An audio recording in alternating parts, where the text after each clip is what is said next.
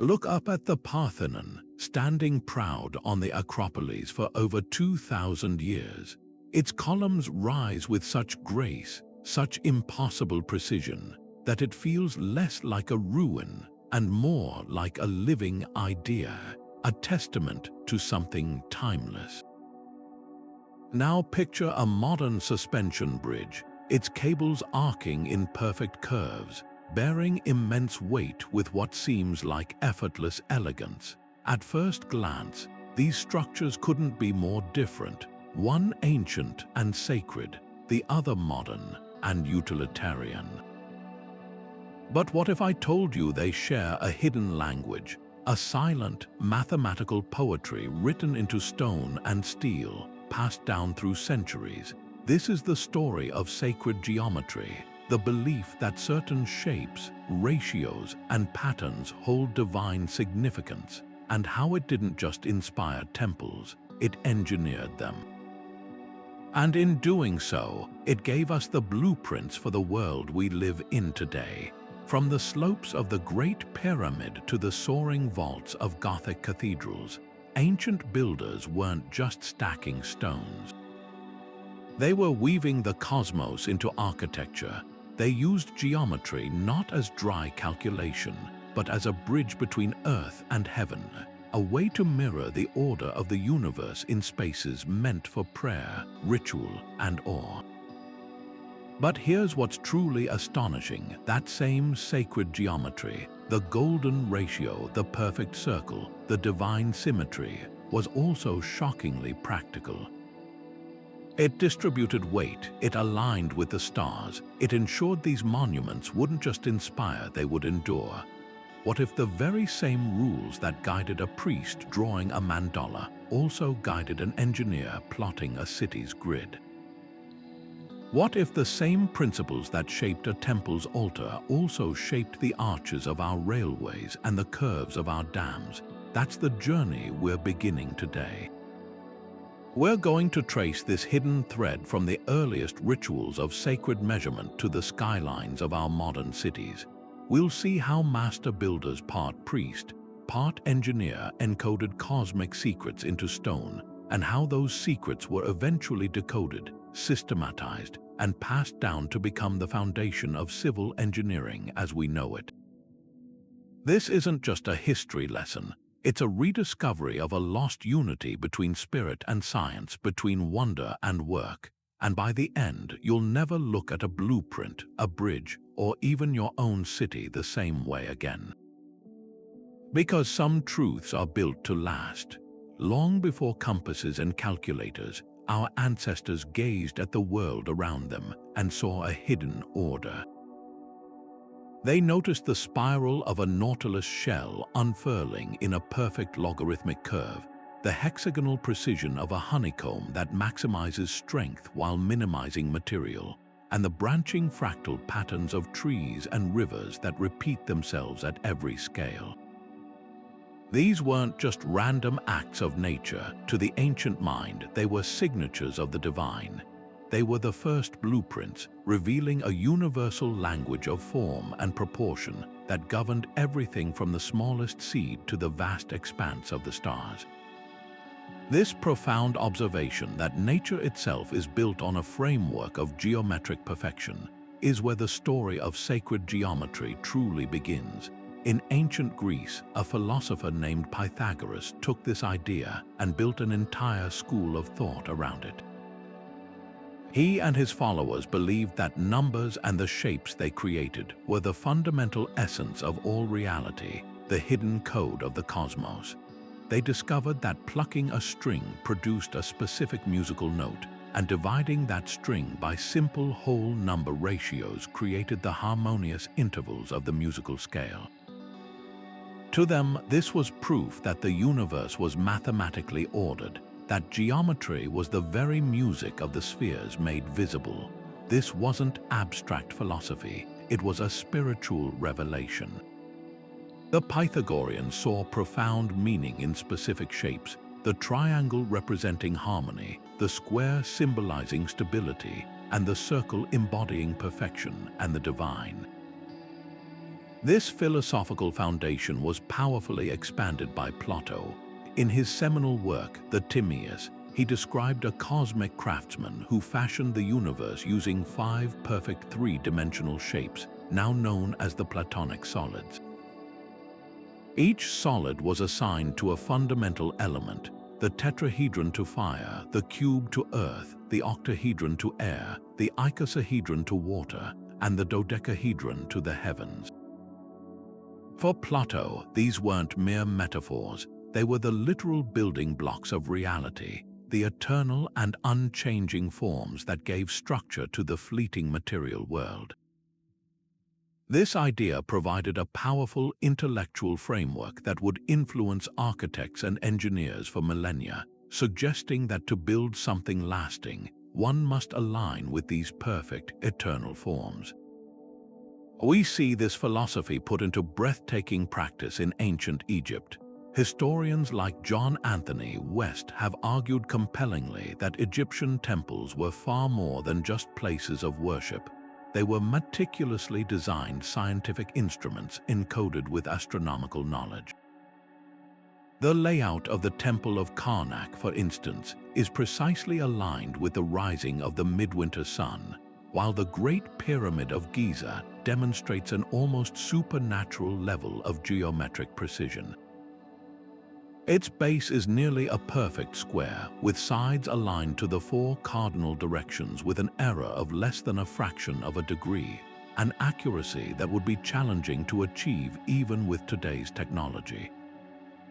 The pyramid's slope, angles, and proportions are now believed by many to incorporate both the mathematical constant pi and the golden ratio, suggesting its builders possessed a sophisticated understanding of these principles thousands of years before they were formally defined in the West.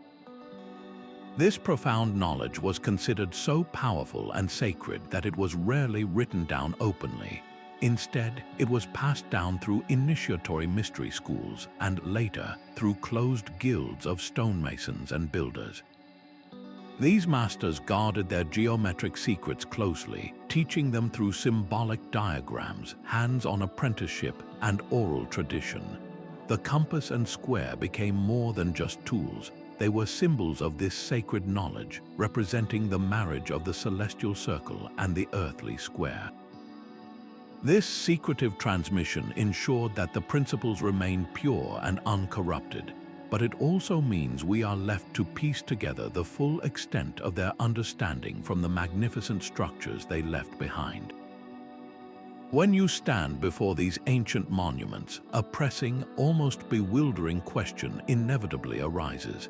How did they do it? How did cultures without laser levels, satellite mapping, or advanced mathematics achieve such staggering accuracy? The answer lies in a deep, patient, and sacred observation of the heavens and the earth. They used the stars as their guide and the shadows cast by simple poles to calculate angles and directions. They understood geometry not as an abstract theory on parchment, but as a living, practical science, a direct connection to the divine order of the universe.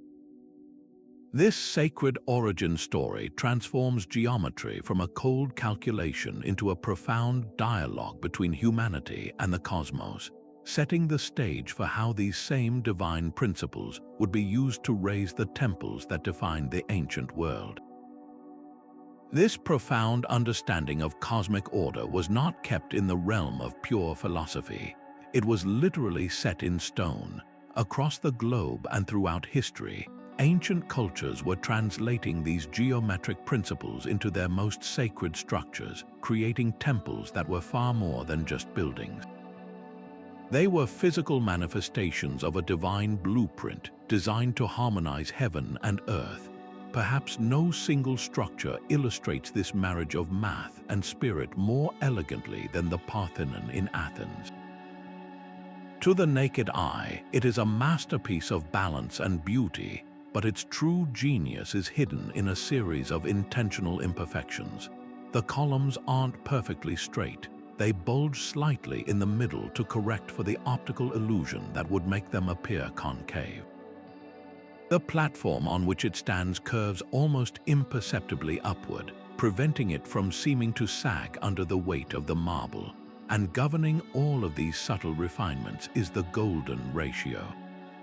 The proportion of the length to the width, the height to the width, even the spacing between the columns, all adhere to this divine proportion. The architects weren't just making it pretty, they were using a ratio found in nature to create a structure that felt inherently right, a form of visual music that was believed to resonate with the gods themselves. Centuries later and a world away, master builders in medieval Europe were achieving a similar feat of geometric engineering, but with a different shape at its core. In the soaring Gothic cathedrals like Chartres, the key was the vesica piscis. This shape, formed by the intersection of two circles of the same radius, was profoundly symbolic, representing the intersection of the divine and the earthly, the moment of creation. But its symbolism was matched by its structural utility. The pointed Gothic arch which allowed these buildings to reach such breathtaking heights is derived directly from the vesica piscis. This shape created an arch that was far more stable than the rounded Roman arch, channeling the immense weight of the stone vaults and walls downward more efficiently, which in turn allowed for the walls to be pierced with massive stained glass windows that flooded the interiors with ethereal light. The architect Christopher Alexander once described the result as a quality without a name, a feeling of deep peace, rightness, and awe that these geometrically perfected spaces evoke, a feeling that is both spiritual and a direct result of their incredible durability. This practice of encoding cosmic order into architecture was a universal language. In India, Hindu temples were designed as vast three-dimensional mandalas, intricate geometric diagrams representing the universe. The entire layout, from the outer walls to the innermost sanctum where the deity resides, is based on a precise grid called the Vastu Purusha mandala. This grid wasn't arbitrary, it was aligned with the cardinal directions and was meant to channel spiritual energy. The temple itself becomes a machine for transcendence, guiding the worshipper on a geometric path from the mundane world to the center of the cosmos. Similarly, the ancient megaliths of Stonehenge demonstrate a primitive but powerful application of squaring the circle, a classic geometric problem of creating a circle and a square with the same area. The arrangement of the stones creates a circle that interacts with the solar and lunar cycles, functioning as a sophisticated astronomical calendar that could predict eclipses and mark the solstices with stunning accuracy. The sophistication of this ancient geometric thinking reaches a stunning climax at the temple complex of Angkor Wat in Cambodia. From the ground, it is an awe-inspiring spectacle of towers and galleries. But from above, its true purpose is revealed. The entire moat and outer wall form a perfect rectangle, and the central temple complex is precisely aligned along an east-west axis. On the spring equinox, the sun rises directly over the central tower, a carefully calculated event that likely held immense significance for both agricultural and ceremonial cycles. The builders used this geometric alignment to tether their sacred world to the inexorable turning of the celestial sphere, and in Islamic architecture, this pursuit of divine infinity led to a different geometric innovation, the recursive fractal. The complex tilework adorning mosques and palaces is not just decorative, it is based on repeating geometric patterns that can theoretically expand infinitely, reflecting the infinite nature of God. This same mathematical principle allowed for the construction of vast, seemingly weightless domes that appear to float atop their supporting structures. When you consider the sheer scale of these projects and the millennia they have endured, it forces a humbling question. Could these temples have possibly stood for so long, weathering centuries of storms, earthquakes, and wars without their profound geometric underpinnings? The answer seems to be a resounding no. The geometry was not an afterthought or mere decoration. It was the very source of their strength and their soul. It was the master key that unlocked both structural integrity and spiritual power, proving that the line between the sacred and the scientific was, for these master builders, beautifully and intentionally blurred. For centuries, this profound geometric knowledge flowed through an unbroken river of oral tradition, passed from master to apprentice in a sacred trust. It was a living wisdom, felt in the hands and seen in the alignment of the stars, but it existed largely in the minds and practiced movements of the builders. The great leap forward, the moment this esoteric art began its transformation into a reproducible science, came with the act of codification. This was the process of taking principles once reserved for ritual and inscribing them into manuals and plans, creating a bridge from the mystical to the methodological. The most influential of these early texts was penned by a Roman architect and engineer named Vitruvius. His 10-volume work, De Architectura, was nothing short of a revolution. It didn't just describe how to build, it explained why. Vitruvius argued that a structure must possess three core qualities: firmitas, utilitas, and venustas, strength, utility, and beauty. And to achieve this trinity, he explicitly prescribed the use of sacred ratios and proportions derived from the human body and the natural world. He detailed how the perfect temple should be designed like a well-proportioned man, with the navel as the center of a circle drawn with outstretched arms and legs. This wasn't just a poetic metaphor, it was a practical design principle that fused cosmology with construction, suggesting that the same geometric harmony that governed the microcosm of the human form should also govern the macrocosm of architecture. This sacred approach to design did not vanish with the Roman Empire. It was preserved and evolved in the most unexpected of places, the secretive guilds of medieval stonemasons. These master builders, who raised the great cathedrals that still dot the European landscape, operated as closed societies. Much of their knowledge was considered so powerful that it was deliberately kept from being written down, protected instead through encoded geometric diagrams and symbolic gestures. They used intricate patterns known as secret vault designs, which were full-scale geometric layouts drawn on tracing floors or in loft spaces.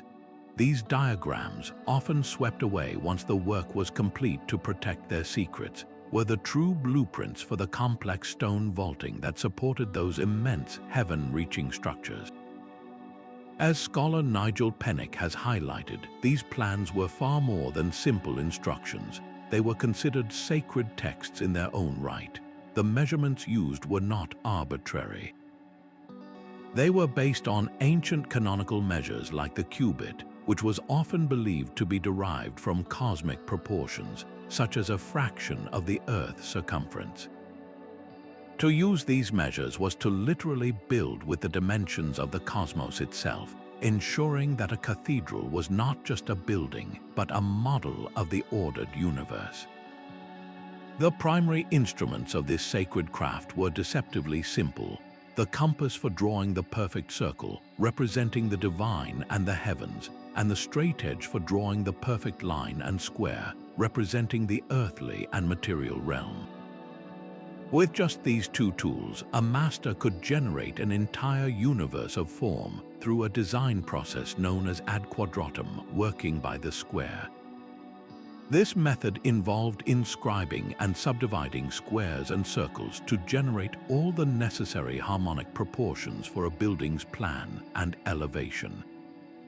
The width of the nave, the height of the columns, the pitch of the roof, all could be determined through this geometric progression, ensuring every part of the structure was in a beautiful, stable, and sacred relationship with the whole. This geometric harmony extended beyond the visual into the auditory. The dimensions of choirs and chantry chapels were often calculated using harmonic ratios. the same simple whole number ratios that create pleasing musical intervals to enhance the acoustics and make the sacred chants resonate with greater power and clarity, literally turning the architecture into a giant musical instrument for worship. Perhaps the most iconic representation of this entire philosophy is Leonardo da Vinci's Vitruvian Man. Created over a millennium after Vitruvius wrote his treatise, the drawing is a perfect visualization of the Romans' ideas. It shows a man in two superimposed positions, perfectly inscribed within both a circle and a square. This was not merely an artistic exercise in anatomy, it was a profound statement of belief. It embodied the fusion of the human form with geometric ideals, suggesting that the perfect proportions of the human body were a mirror of the cosmic order. This concept of the human as microcosm became a central tenet of Renaissance thought and engineering, directly influencing how architects began to think about design, proportion, and the very scale of the built environment. It provided a mathematical and philosophical justification for creating spaces that felt inherently right and human-centric, a principle that continues to influence design to this day. So how did these practices, steeped in secrecy and spirituality, become the reliable foundation for the reproducible designs of modern engineering? The answer lies in their unwavering reliance on universal constants. By anchoring their designs in the immutable truths of geometry, the fact that a circle is always 360 degrees, that a right angle is always 90, that the Pythagorean theorem always holds true, these master builders created a system that was both sacred and scientifically sound. The rituals and the secrecy protected the knowledge, but the geometric principles themselves were inherently transferable and testable. A compass works the same way in France as it does in Persia. A proportion derived from the golden ratio will produce the same feeling of harmony whether it's used in a temple or a tomb. This was the genius of the codification process. It translated a divine language into a practical one, creating a set of rules that could be taught, shared, and built upon, ultimately providing the stable groundwork upon which all of modern civil engineering would eventually stand. If the secret knowledge of sacred geometry was the soul of ancient engineering, then the tools used to enact it were its hands and heart, and at the very core of this toolkit were two deceptively simple instruments, the compass and the square. In our modern world, we might see these as basic drafting tools, but to the master builders of antiquity, they were nothing less than symbols of cosmic power. The compass, which swings a perfect arc to create the flawless circle, was universally seen as an emblem of the divine. It represented the heavens' unity, eternity, and the infinite, boundless nature of the spiritual realm. Its opposite, the square, with its four equal sides and right angles, was the anchor. It symbolized the earth, stability, order, the four cardinal directions, and the four classical elements. Together, these two tools represented the fundamental duality of existence, the celestial and the terrestrial, the eternal and the temporal, spirit and matter.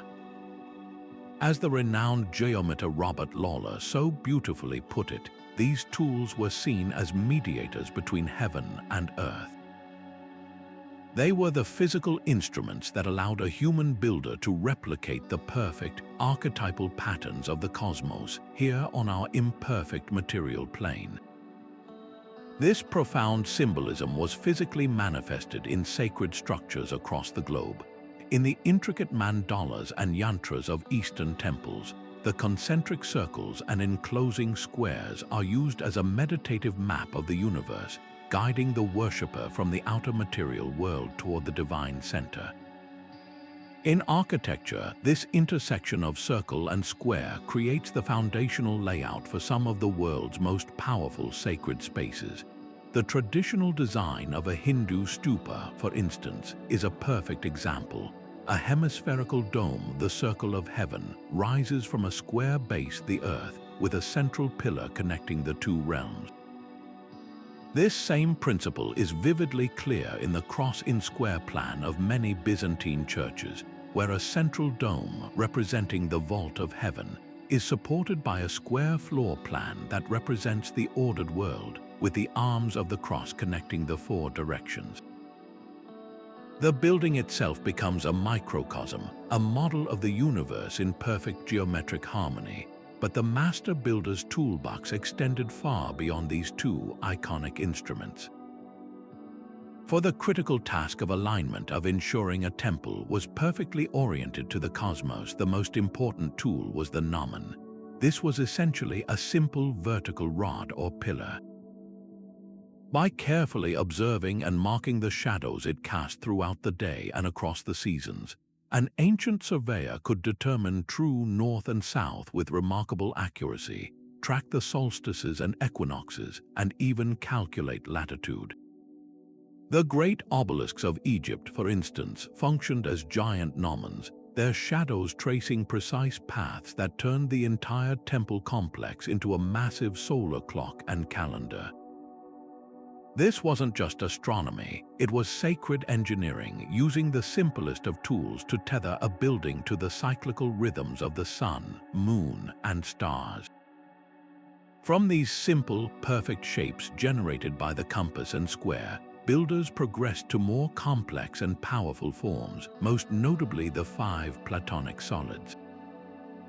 These three-dimensional shapes, the tetrahedron, cube, octahedron, icosahedron, and dodecahedron, fascinated philosophers like Plato because they are the only regular polyhedra, meaning all their faces are identical regular polygons. They were each associated with an element: fire, earth, air, water, and the ether or cosmos, respectively, and were believed to be the fundamental building blocks of reality.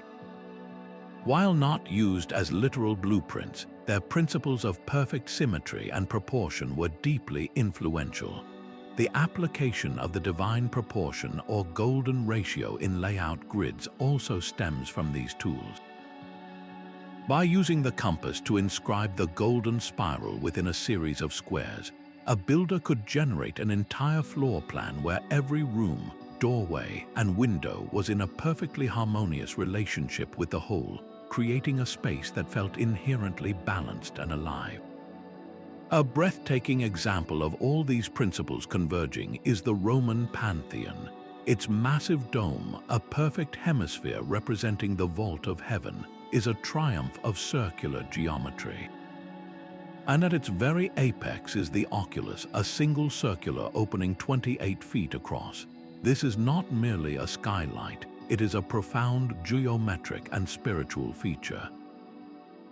Throughout the year, the beam of sunlight entering through the oculus travels across the interior in a precisely predictable path, illuminating different sections of the rotunda and its statues on significant days, functionally marking the passage of time and the seasons within a sacred space. It is a perfect illustration of functional spirituality, where a simple geometric form, the circle, is used to connect the inhabitants directly with the cosmic order.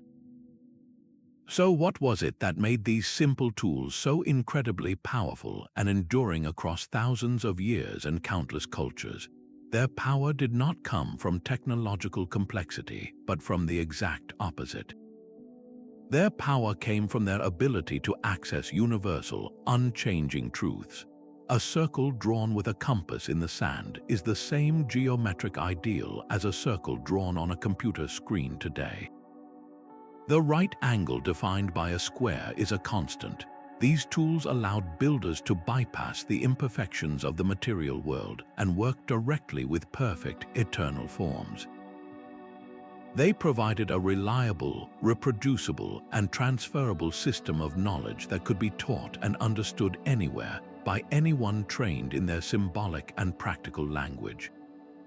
In a world without standardized measuring tapes or global units, the compass and square were a universal language, allowing a master from one land to understand the geometric blueprint of a master from another. They were the humble yet profound keys that unlocked the ability to build not just for time, but for eternity. Now, let's turn our attention to one of the most famous and endlessly fascinating concepts to emerge from this world of sacred geometry, the golden ratio. This number, approximately 1.618 and often represented by the Greek letter phi, seems to possess a kind of magic. We find it in the elegant spiral of a nautilus shell, the arrangement of seeds in a sunflower, and the branching patterns of trees. It's as if nature itself has a favorite blueprint, a recurring pattern of growth and form that is both efficient and breathtakingly beautiful. It was this very observation that captivated ancient thinkers. They saw this ratio repeated throughout the natural world and concluded it must be divine, a mathematical constant woven into the fabric of creation. And so they began to weave it into their own creations, believing that by incorporating phi, they could imbue their structures with the same inherent balance, resilience, and beauty found in the living world. The facade of the Parthenon is often cited as a classic example. Its proportions are so perfectly aligned with the golden rectangle that it creates an instant, subconscious sense of harmony and stability for the viewer. But where does this seemingly magical number actually come from? Its mathematical origins are surprisingly accessible, arising from a simple sequence discovered by the Italian mathematician Fibonacci. The Fibonacci sequence is a series of numbers where each number is the sum of the two preceding ones, 0, 1, 1, 2, 3, 5, 8, 13, and so on, stretching out to infinity. If you take any of these numbers and divide it by the one before it, the result gets closer and closer to phi, the golden ratio, the further you go along the sequence. This mathematical relationship between the Fibonacci sequence and the golden ratio provided ancient builders with a practical, reproducible formula for beauty and strength. They applied this principle to the design of temple columns, for instance. By designing the taper of a column using the golden ratio, they could create a structure that not only appeared perfectly proportioned to the human eye, but also distributed the immense weight of the stone entablature above more efficiently down to its base. The geometry was doing double duty. It was both an aesthetic choice and a brilliant engineering solution. It's important, however, to approach this topic with a measure of scholarly caution. As author and astrophysicist Mario Livio explores in his seminal book, The Golden Ratio, its prevalence throughout history and nature can sometimes be overstated in popular culture. We might be tempted to see it where it doesn't actually exist. Livio argues that while not every beautiful thing is based on phi, there is compelling evidence for its intentional and knowledgeable application in antiquity. In these cases, it wasn't a happy accident. It was a deliberate design strategy that enhanced a structure's resilience. The slope of the Egyptian pyramids, for example, is believed by many engineers to incorporate phi. This specific angle may have contributed to the pyramid's incredible longevity, helping to distribute their immense weight in a way that minimizes erosion and withstands the seismic forces of the desert for millennia. This application of the golden ratio for structural integrity didn't end with the ancients. The master masons of the Gothic era were also keen geometers. In the complex rib vaults of cathedrals like Chartres, the principles of the golden ratio can be found in the intersections of the stone ribs. These carefully calculated curves help to channel the tremendous loads from the roof down through the columns and flying buttresses, creating a skeletal stone framework that allowed the walls to be filled with light. The geometry was literally supporting the miracle of those soaring, glass-filled spaces, and this wisdom didn't disappear with the advent of modernism. It was consciously revived. The United Nations Secretariat building in New York City, completed in the 1950s, exhibits proportions in its rectangular slab form that are strikingly close to the golden ratio, suggesting a mid-century desire to imbue a symbol of global unity with a timeless, classical sense of order and balance. Perhaps no modern figure better represents this conscious revival than the Swiss-French architect Le Corbusier. He became utterly fascinated with the golden ratio and developed an entire system of design called the modular. This was a scale of proportions based on the human figure and the Fibonacci sequence. Le Corbusier believed that using this system would create spaces and objects that were inherently harmonious because they were scaled to the human form and based on a mathematical constant found in nature.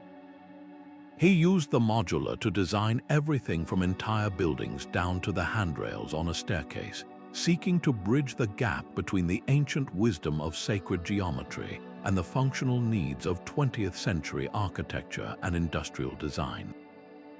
It was an attempt to give modernism a soul, to ground the new machine age in the eternal proportions of the human body and the natural world. This brings us back to that haunting, almost philosophical question: why does this ratio feel so inherently pleasing to us? Is it simply because we're accustomed to seeing it in nature, or is there a deeper, almost biological reason? Some researchers suggest that our brains are wired to recognize patterns that exhibit this specific proportion, interpreting them as healthy, efficient, and beautiful. A face with features spaced according to the golden ratio is often perceived as more attractive. A piece of music structured around phi can feel more resolving and complete. It's as if this mathematical constant is a key that unlocks a deep-seated sense of rightness within us. When an ancient builder incorporated phi into a temple, they weren't just building a wall, they were composing a visual symphony, crafting an experience that resonated on a primal level with everyone who entered, making them feel, whether they knew it or not, that they were in a place of perfect order and divine connection. If the golden ratio provided the melody for this ancient architectural symphony, then the square and the circle were its fundamental rhythm and bassline. These two primordial shapes form the bedrock of sacred spaces across every continent and culture, a universal language of form that speaks directly to our deepest sense of place in the universe. The square, with its 4 equal sides and unwavering right angles, is the ultimate symbol of the earthly realm. It represents stability, solidity, and the material world. It echoes the 4 cardinal directions, the 4 classical elements, and the 4 seasons, the measurable, predictable, and tangible dimensions of our existence. Its opposite, the circle, is infinite without beginning or end. It is the shape of the sun and the moon, the cycle of life, and the boundless vault of the heavens. It represents unity, eternity, and the divine spirit. For ancient builders, the profound act of sacred engineering was to bring these two opposing principles together, to marry the earth and the sky in stone and mortar. This powerful duality is masterfully expressed in the Buddhist mandala. These intricate geometric diagrams are not merely art, they are cosmic maps and architectural blueprints for meditation. A typical mandala consists of a circle enclosed within a square with 4 gates opening to the cardinal directions. The square represents the sacred temple or palace, the ordered world, while the circling perimeter signifies the infinite cosmos that contains it. To meditate upon a mandala is to journey symbolically from the outer, material world, the square, inward through its concentric circles to the divine, dimensionless center point. This same geometric principle was physically enacted in the Roman ritual of founding a city, known as establishing a templum. A priest would use a staff and plow to mark a square on the earth, aligning it with the cardinal points through astronomical observation. This square was then spiritually extended upward to form a pyramid, connecting the earthly square to the celestial sphere, thus creating a sacred precinct where communication with the gods was possible. The combination of these shapes wasn't just spiritually significant, it was a stroke of engineering genius. Nowhere is this more breathtakingly clear than in the Hagia Sophia in Istanbul. Its massive, seemingly weightless dome, a perfect circle representing the heaven, appears to float miraculously above a square base that represents the earth. This architectural miracle was achieved through the use of 4 curved triangular supports called pendentives. These brilliant transitional elements gracefully resolve the inherent geometric conflict between a round dome and a square room, channeling the immense weight of the dome down into 4 massive piers at the corners of the square. The result is a space that feels both overwhelmingly grand and perfectly balanced, a physical manifestation of the celestial resting upon the terrestrial. As the renowned architect and geometer Keith Critchlow often emphasized, these shapes are not arbitrary. They encoded universal principles of stability and harmony. The Hagia Sophia's design demonstrates that this harmony was not merely symbolic but profoundly structural, allowing the building to withstand centuries of earthquakes and remain standing for over 1,500 years. This interplay of circle and square manifests in fascinating ways across different cultures and their rituals. In ancient Vedic traditions, the construction of a fire altar was a supreme act of sacred geometry. The ritual required the priest to solve the classic problem of squaring the circle, to create a square altar that had the exact same area as a circular one. This was not a mere mathematical puzzle. It was a symbolic act of unifying the earthly and the celestial, of bringing the infinite power of the heavens into a defined, earthly space where it could be accessed for sacrifice and worship. Millennia earlier and far to the west, the builders of Stonehenge were working with the same principles on a monumental scale. The iconic trilithon's 2 vertical stones capped by a horizontal lintel create a series of towering squares and rectangles.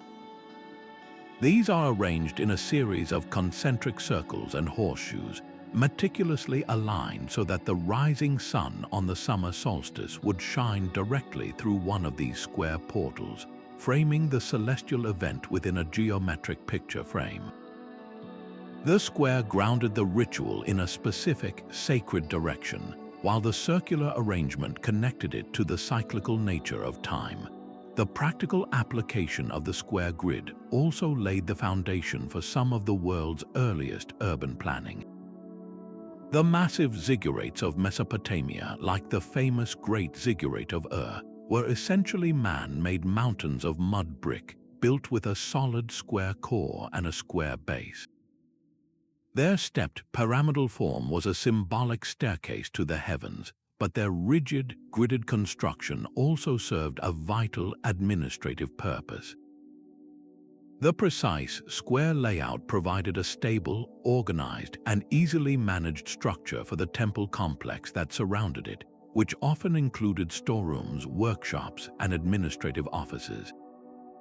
The geometry of the square brought order to both the spiritual and the bureaucratic realms of early civilization.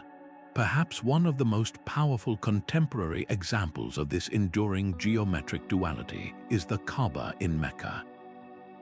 At its heart is a simple, massive cube, the most perfect and stable of all square forms. This cubic structure, draped in black cloth, represents the house of God on earth, the focal point of the earthly world for over 1 billion Muslims. Yet this square does not exist in isolation. It is surrounded by the Al-Masjid Al-Haram Mosque, and the entire ritual of the Hajj pilgrimage involves circumambulating the Kaaba in a counterclockwise direction. This creates a breathtaking human vortex, millions of people moving in a perfect, continuous circle around a sacred square. The ritual movement itself physically inscribes the circle of the heavens around the square of the earth, blending profound geometry with spiritual devotion in a living, breathing ceremony that has continued for centuries. When you step back and see the same geometric theme emerging from the megaliths of Britain to the temples of India, from the heart of Islamic pilgrimage to the rituals of ancient Rome, it forces a question that goes beyond mere coincidence. How did these two simple shapes, the square and the circle, manage to transcend every barrier of culture, language, and epoch to become the universal foundation for humanity's most sacred spaces? The answer seems to lie in their undeniable fundamental truth. They are the simplest expressions of the two realms we all inhabit, the stable, physical world we walk upon, and the boundless spiritual cosmos we gaze up at. By bringing them together in architecture, our ancestors found a way to build bridges between those two worlds, creating spaces that remind us we are forever rooted to the earth, yet forever reaching for the stars. And to understand how they achieved this so precisely, we must now turn to the secret language they used to measure it all, the mystical power of sacred numbers. But this fascination with numbers went far beyond simple symbolism. It was deeply rooted in meticulous observational science. The number 365, for instance, is profoundly sacred because it maps directly onto the solar year. This isn't a coincidence, it's a direct reflection of cosmic order. Ancient cultures from the Maya to the Egyptians built massive stone calendars, like Stonehenge or the Pyramid of Chichen Itza, where the number of stones or steps corresponded precisely with the days of the year, turning the entire structure into a functioning timekeeping device. This numerical precision ensured their rituals were perfectly synchronized with the seasons, linking their spiritual practices to the immutable cycles of the heavens. The numbers had to be correct because the cosmos itself depended on it. This practical application of sacred numbers is brilliantly demonstrated in one of the most fundamental engineering principles of all time, the 3-4-5 Pythagorean triple. This simple set of numbers, where 3 squared plus 4 squared equals 5 squared, provides a flawless method for constructing a perfect right angle. For ancient builders laying the foundations of a temple or a pyramid, ensuring perfectly square corners was absolutely critical to the structural integrity of the entire project. By measuring out a triangle with sides of 3, 4, and 5 of any unit, they could guarantee a right angle every single time. This reliable, reproducible formula was a form of mathematical magic, transforming abstract numerology into the bedrock of stable construction. As mathematician and author Michael Schneider has beautifully noted, this number symbolism provided a universal framework for reproducible measurements across countless projects and generations. A master mason from France and a pyramid builder in Egypt, though separated by continents and centuries, could both understand and apply this same numerical rule to create perfectly square foundations. It was a shared, sacred language of stability. The application of these numerical codes extended to some of the most complex mathematical constants we know. While the ancient Greeks are credited with formally defining pi, the ratio of a circle's circumference to its diameter, evidence suggests that earlier civilizations had a working understanding of its value. The Great Pyramid of Giza, for example, exhibits a relationship between the perimeter of its base and its height that yields a remarkably close approximation of pi. This suggests the builders were likely using a numerical value for pi in their calculations to achieve the precise circular proportions they desired in their truly square-based structure, blending linear and circular geometry in a single, monumental feat of engineering. Different cultures developed their own unique numerical systems tailored to both their spiritual beliefs and environmental challenges. In China, the ancient octal system, based on the number 8, was frequently employed in the design of pagodas. The number 8 is considered extremely auspicious in Chinese culture, symbolizing prosperity and completeness. but it also served a brilliant structural purpose. The octagonal floor plan, a common feature in multi-story pagodas, provides superior resistance to shear forces caused by high winds and earthquakes. The 8 sides offer more points of strength and flexibility than a simple square, allowing the tall, slender towers to sway gently without collapsing, a perfect marriage of lucky numbers and seismic engineering.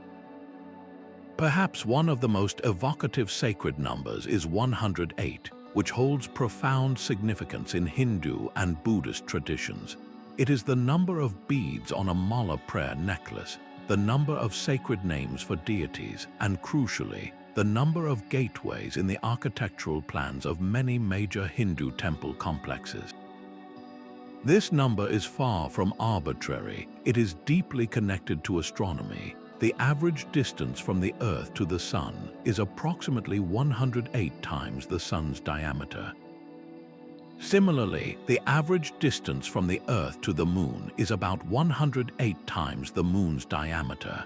By incorporating this number into the very gateways of a temple, the architects were physically encoding the cosmic distances of our solar system into the spiritual journey of the worshipper, making the temple a literal model of the universe.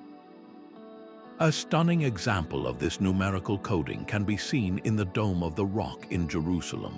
The exquisite geometric tile work adorning the exterior and interior is a masterclass in sacred mathematics.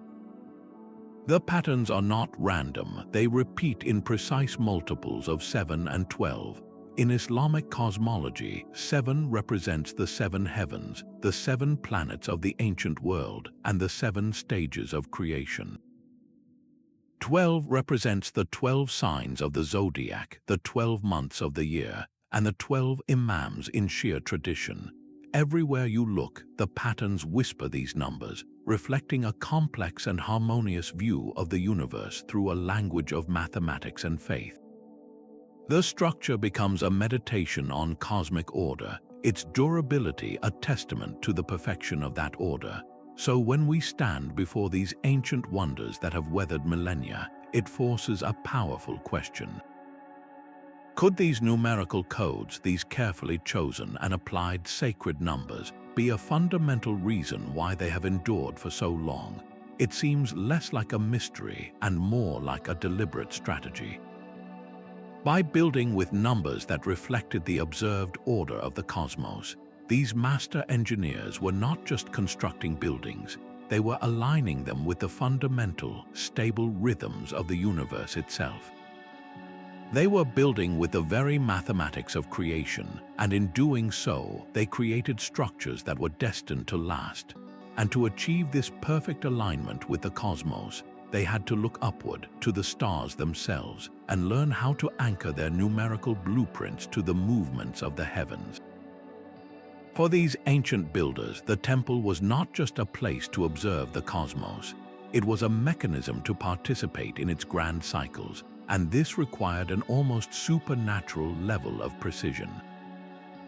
They achieved this by turning geometry into a bridge between earth and sky, using simple tools to perform what we would now consider feats of advanced engineering. The most vital of these tools was the gnomon. This was little more than a vertical pole stuck into the ground, but in the hands of a skilled observer, it became a sophisticated scientific instrument.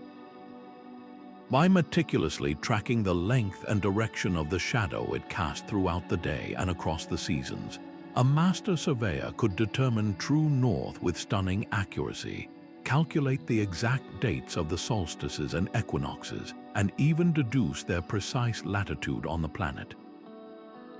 This geometric understanding of sunlight and shadows was the absolute bedrock of celestial alignment. It allowed the builders of the Karnak temple in Egypt to orient their massive axis so precisely that the rising sun of the summer solstice would shine directly down its entire length, illuminating the inner sanctum and likely timing a key ritual in the worship of the sun god Amun-Ra. As the archaeoastronomer Giulio Magli emphasizes, these alignments were not happy accidents. They were deliberate, engineering feats requiring advanced geometric planning to synchronize architecture with cosmic events. This was a conscious, calculated fusion of faith and function. The very first step in this sacred process was establishing a perfect foundation, aligned to the four cardinal directions. While we might use a digital compass today, they relied on the timeless principles of geometry, most famously the Pythagorean theorem. By creating a perfect 3-4-5 right triangle with ropes and stakes, they could establish a true east-west line by simply bisecting the angle of the sun's shadow at its apex. This simple yet brilliant application of a fundamental geometric rule ensured that the entire massive structure, whether a pyramid or a temple, was squared with the universe itself, creating a stable, cosmically ordained platform for all that was to be built upon it. This geometric conversation with the heavens took on breathtakingly beautiful forms. In many ancient cultures, the pathways leading to a temple or the patterns within its courtyard were not laid out in simple straight lines. They often followed the elegant curve of a Fibonacci spiral. This was a conscious design choice, mirroring the same spiral shape seen in galaxies, hurricanes, and seashells.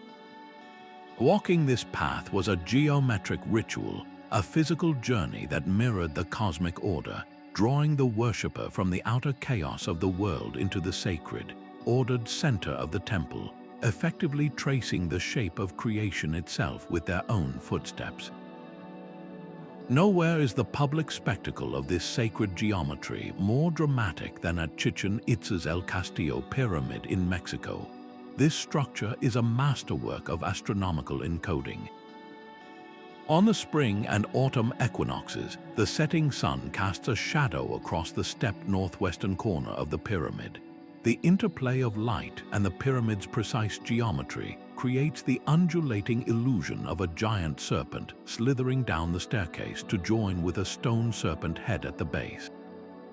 This was not a hidden secret for priests alone. It was a massive public demonstration of geometric and astronomical power, a visible sign that the rulers and builders were in direct communion with the cycles of the sun and the gods they represented. It served as a stunningly accurate agricultural calendar, marking the time for planting and harvest in a way that every single citizen could witness and understand. From the misty shores of Ireland, where the 5,000-year-old tomb of Newgrange captures the winter solstice sunrise in a single, precise beam of light through its roof box, to the precise equinoctial lines carved into the stones of Mesoamerican pyramids, we see a universal human impulse.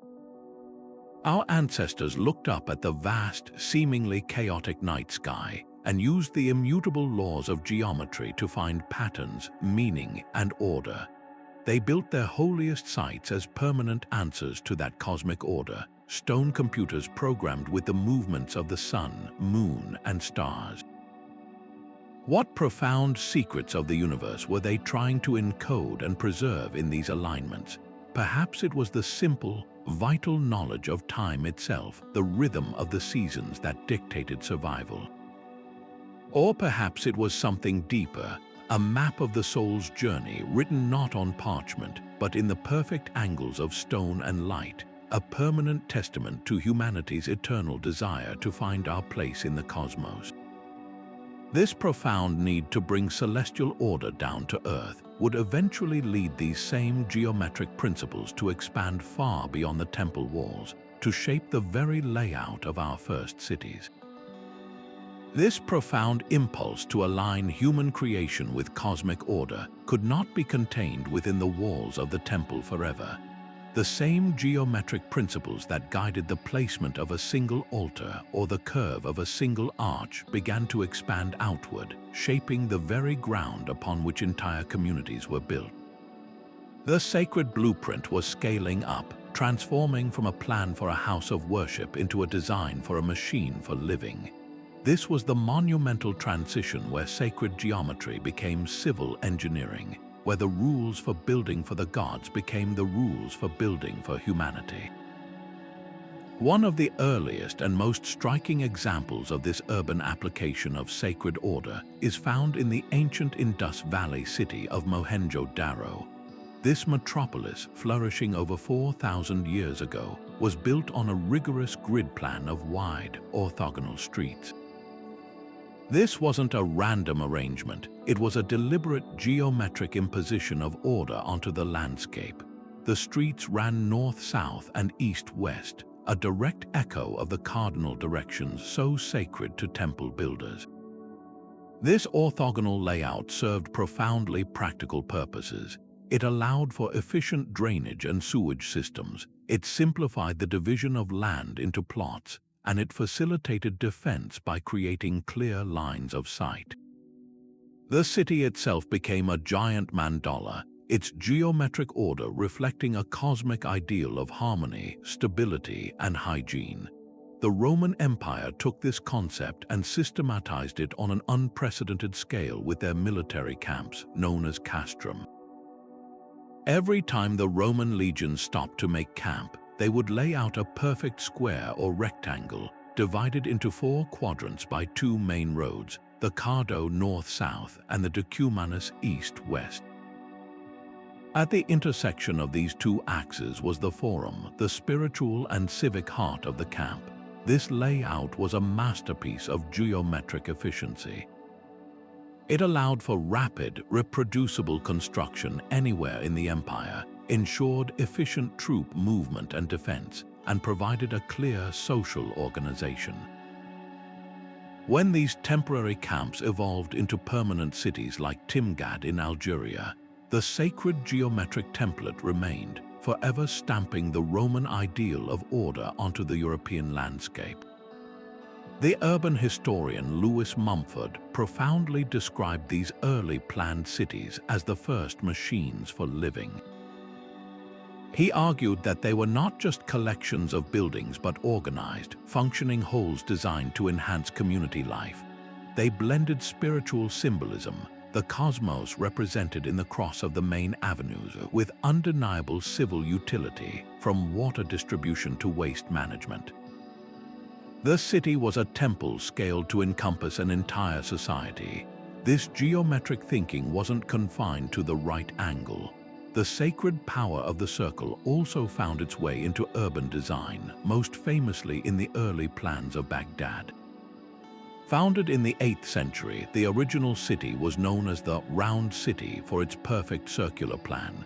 It was a massive concentric design with the Caliph's palace and the Grand Mosque at its very center, symbolizing the spiritual and political heart of the empire.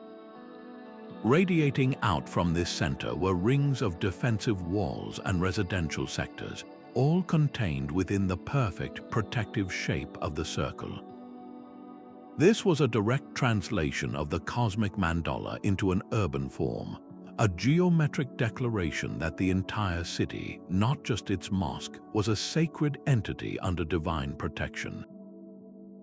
Perhaps one of the most sophisticated applications of sacred geometry to urban growth is found in the ancient temple towns of South India. Towns like Madurai were designed as living fractals. The entire city plan was based on the geometry of the central temple, with concentric square streets expanding outward, each one a larger replication of the inner sacred pattern.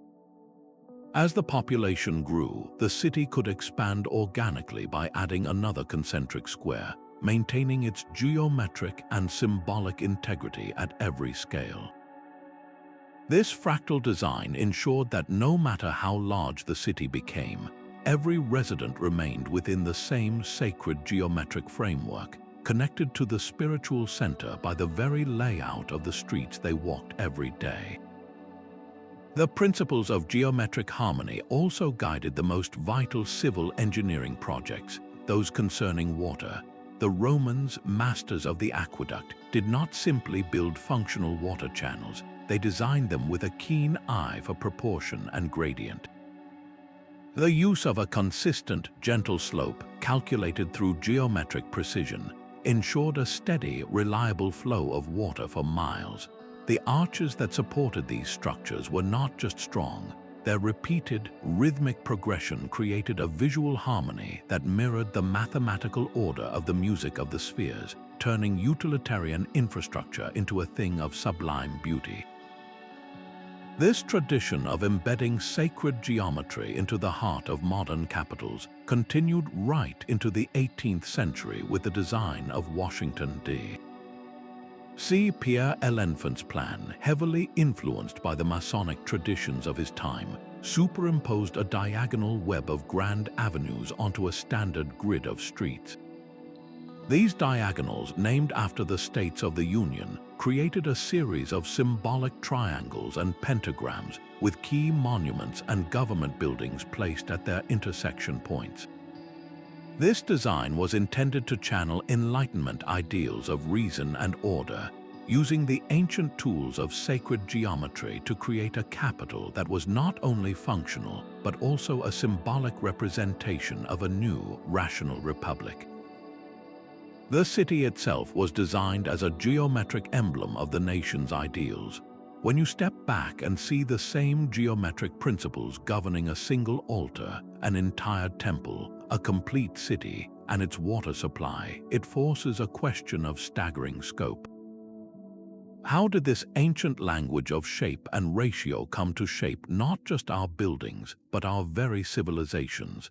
The answer lies in its universal utility.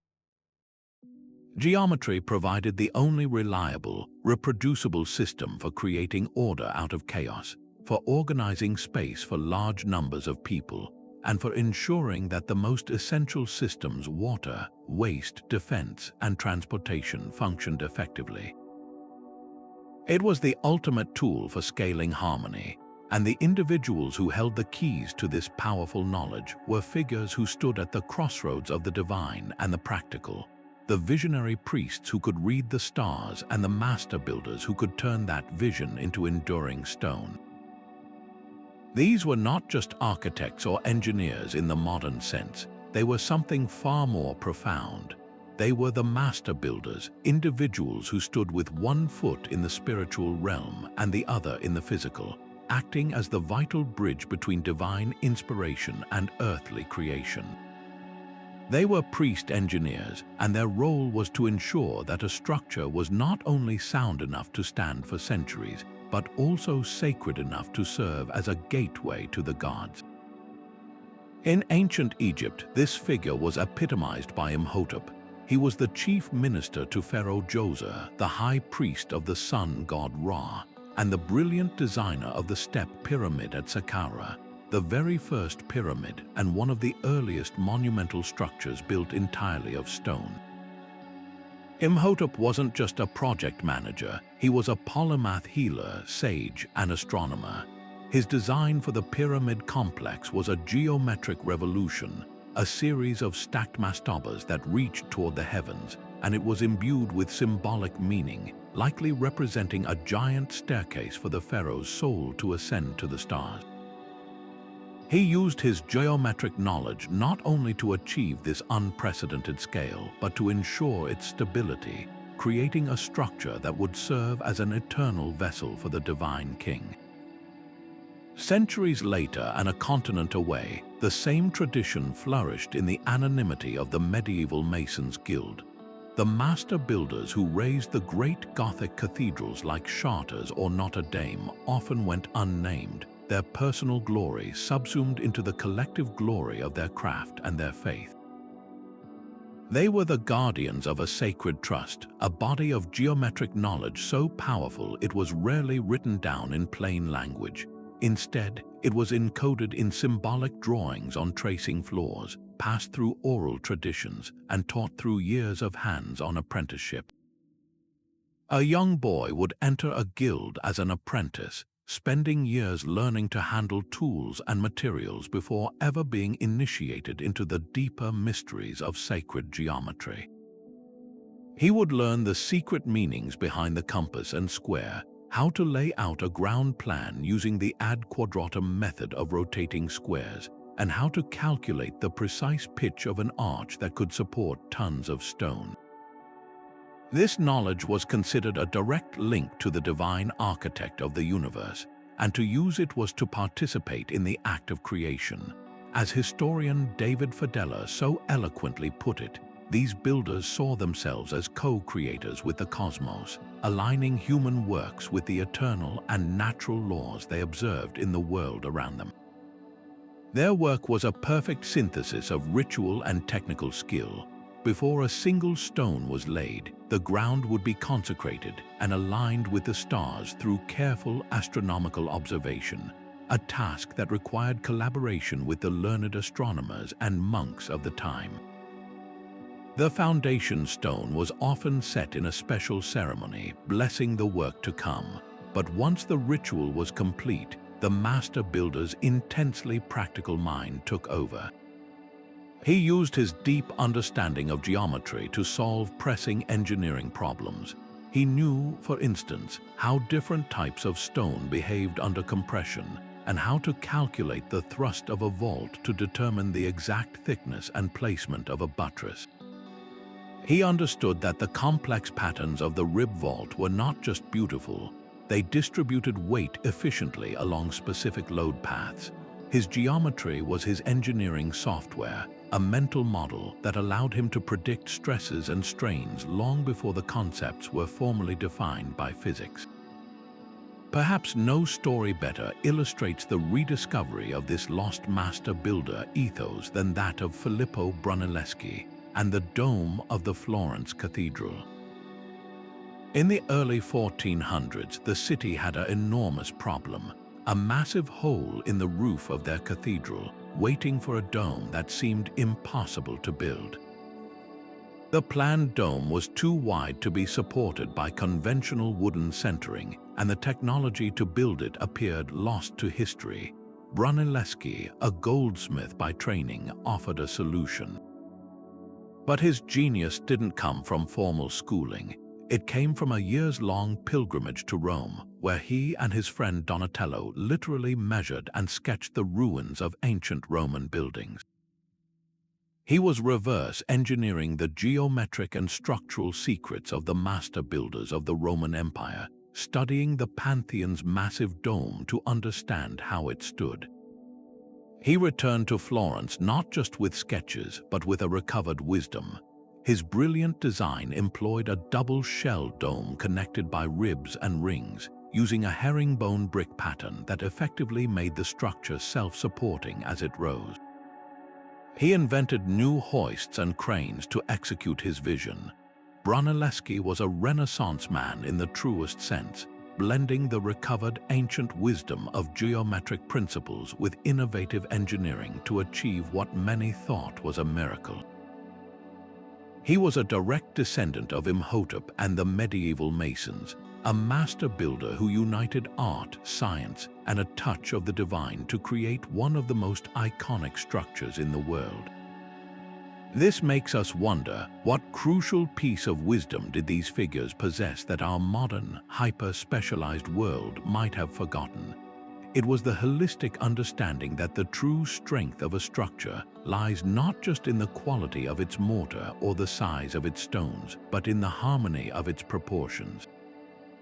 They knew that a building designed according to the sacred geometric patterns found in nature would inherently be more beautiful, more spiritually resonant, and perhaps counterintuitively more structurally sound. They viewed their work as a sacred dialogue with the materials and the cosmos, not a conquest over them. This deep respect for natural law and cosmic order, combined with their immense practical skill, is what allowed them to create the impossible. And as their magnificent creations began to dot the landscapes of different civilizations, the powerful knowledge they guarded so closely could not help but travel, carried by trade, conquest, and the universal human desire to build. Yet this sacred geometric knowledge was far too powerful to remain confined within any single culture or kingdom.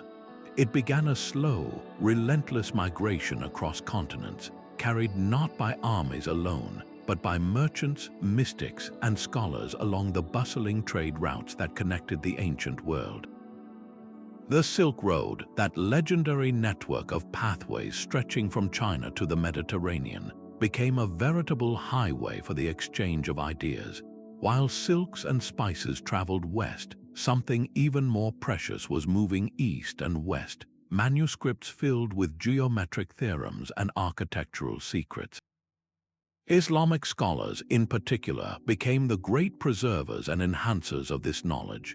As empires rose and fell, these thinkers diligently translated and expanded upon the geometric texts of the Greeks, Persians, and Indians, safeguarding an intellectual heritage that might have otherwise been lost to time. Historian George Saliba has detailed how this wasn't just passive preservation. Islamic engineers actively refined these geometric theorems, applying them to everything from complex irrigation systems known as qanats, which brought water to arid lands using precise gradients and angles, to the formidable star-shaped fortifications that could deflect the latest siege weaponry. This practical application of abstract math would later become a cornerstone of the European Renaissance, a debt often overlooked. The movement of these ideas was also propelled by the sheer force of conquest. When Alexander the Great marched his armies across the known world, he didn't just leave behind stories of battle. He founded dozens of cities, many built on the Hellenistic grid plan. These new urban centers, from Egypt to the edges of India, became permanent outposts of Greek geometric planning principles. But the process was never a one-way street. In a fascinating cultural exchange, Alexander and his planners readily adopted and adapted elements of Persian and Indian architecture and urban design they encountered, creating a new, hybrid style of city that blended geometric traditions from east and west. This cross-pollination of ideas through both trade and conquest created a rich, shared foundation of knowledge that would benefit builders for centuries to come. Crucial to this entire process were the great institutions dedicated to knowledge itself. Long before the Silk Road reached its peak, the Library of Alexandria stood as a beacon of learning in the ancient world. It was more than just a repository of scrolls. It was a vibrant research center where scholars from across the Mediterranean and beyond gathered to compile, debate, and advance human understanding. Geometric knowledge from Egypt, Mesopotamia, and Greece was collected, compared, and systematized within its walls. While the library's eventual fate is shrouded in mystery, its mission of gathering the world's knowledge set a powerful precedent. Later, during the upheavals that followed the collapse of the Roman Empire, it was the quiet, dedicated work of monks in isolated medieval monasteries across Europe that kept the flame of geometric learning flickering. In cold, dimly lit scriptoriums, these scribes meticulously copied not only religious texts, but also the surviving works of Greek and Roman mathematicians and architects. With every careful stroke of the quill, they preserved the sacred principles of geometry through the darkest ages, ensuring that this vital information would be available for a future rebirth. The tools of the trade themselves became vehicles for this global exchange. The magnetic compass, a revolutionary invention for navigation, first emerged in China during the Han Dynasty. Slowly, this technology traveled westward along trade routes, reaching the Islamic world and then Europe by the 12th century. This wasn't just a simple transfer of an object. With the compass came new understandings of magnetism and, crucially, a more reliable method for establishing direction and orientation, which greatly enhanced the precision of geometric surveying and cartography. Similarly, the astrolabe, an intricate astronomical calculator that used geometric projection to solve problems related to the time and position of celestial bodies, was refined to perfection by Islamic scholars. Its complex design, a beautiful fusion of art and mathematics, spread throughout the known world, becoming an indispensable tool for astronomers, navigators, and architects seeking to align their structures with the heavens. Even mystical religious orders played a vital role in this dissemination. The Sufis, known for their pursuit of divine unity through poetry, music, and art, found in geometry a perfect expression of their spiritual quest. They saw in infinite repeating patterns a reflection of the infinite nature of God, and their artists and craftsmen became masters of complex tessellations and geometric art. This spiritual aesthetic, rich with mathematical meaning, spread alongside Sufi teachings, influencing architectural decoration across the Islamic world and beyond. Nowhere is this glorious synthesis more visible than in the Alhambra Palace in Granada, Spain. Here, Nasrid geometers of the 14th century achieved what can only be described as a high watermark of sacred geometric art. The walls and ceilings of the palace are adorned with breathtakingly complex tessellations, interlocking patterns of stars, polygons, and calligraphy that seem to extend into infinity. These were not mere decorations, they were profound philosophical statements rendered in tile and plaster, exploring the mathematical concepts of symmetry and periodicity. The patterns in the Alhambra are so advanced that they effectively demonstrate all 17 of the possible two-dimensional symmetry groups centuries before Western mathematicians formally categorized them. This Islamic mastery of geometry would later flow into Europe through places like Spain and Sicily, challenging and inspiring Euclidean thinkers and helping to lay the groundwork for the mathematical revolutions of the Renaissance. It forces us to reconsider the very roots of our built environment and ask a profound question. How did this ancient form of globalization, this slow, patient exchange of ideas across deserts and oceans, fundamentally shape the world we live in today? For centuries, the profound geometric knowledge of the master builders had been preserved in scattered manuscripts and the silent stones of ruins, a fragmented legacy waiting to be rediscovered. Then came the Renaissance, a great reawakening, a fervent explosion of art, science, and thought that swept across Europe. It was an era that literally reached into the past to build its future, and in doing so, it sparked the rebirth of sacred geometry as a conscious, celebrated force in civil engineering. The catalyst for this revival was the rediscovery of ancient texts, most notably the works of the Roman architect Vitruvius. His 10-volume treatise, De Architectura, had survived the Middle Ages in monastery libraries, and when it was unearthed and translated, it struck the Renaissance mind like a lightning bolt. Here was a complete guide arguing that architecture must possess firmness, commodity, and delight strength, utility, and beauty. And the key to achieving this trinity, Vitruvius insisted, was the application of harmonic proportions derived from the human body and the cosmos.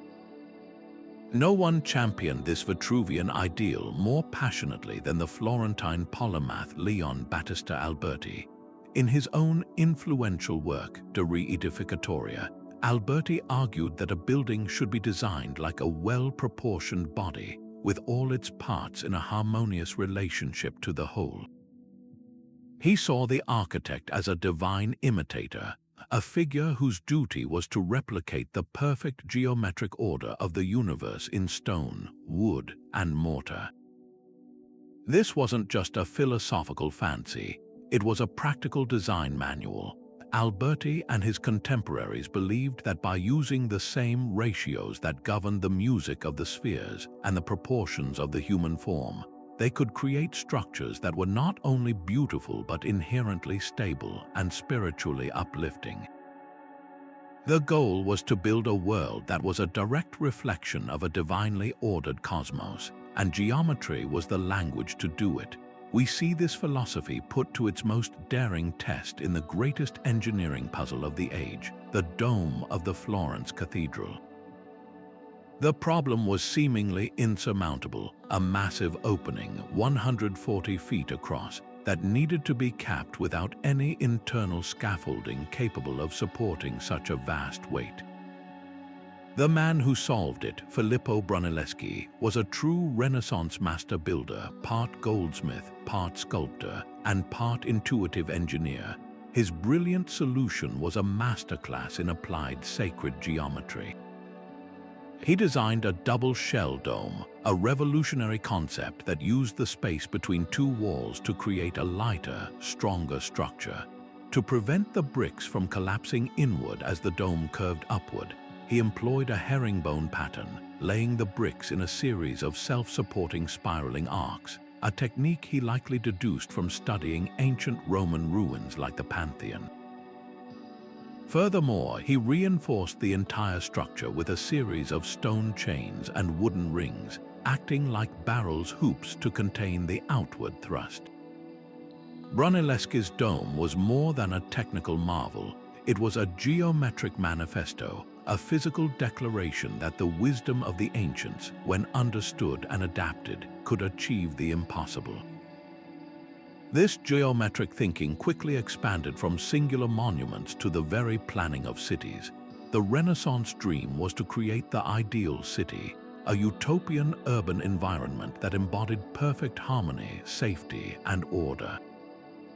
As the art historian Rudolf Wittkower demonstrated in his seminal studies, these plans were almost always based on pure geometric forms, centralized circles, perfect squares, or octagons, often within a star-shaped fortified wall. The city of Palma Nuova, designed in the late 16th century, is a perfect example. Built from scratch as a defensive fortress in northeastern Italy, its plan is a perfect 9-pointed star with radial streets converging on a central hexagonal piazza.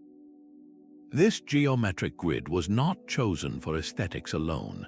The radial avenues allowed for the rapid deployment of troops to any point on the defensive perimeter, while the central piazza served as a perfect mustering point. Beauty and defensibility were two sides of the same geometric coin. The application of these principles extended to all facets of public works.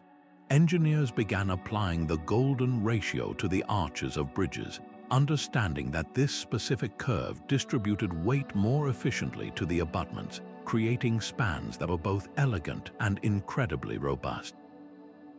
In the intricate systems of canal locks designed by visionaries like Leonardo da Vinci, we see the use of geometric progressions to calculate the size and placement of gates and water channels, ensuring a smooth and controlled flow for boats navigating changes in elevation.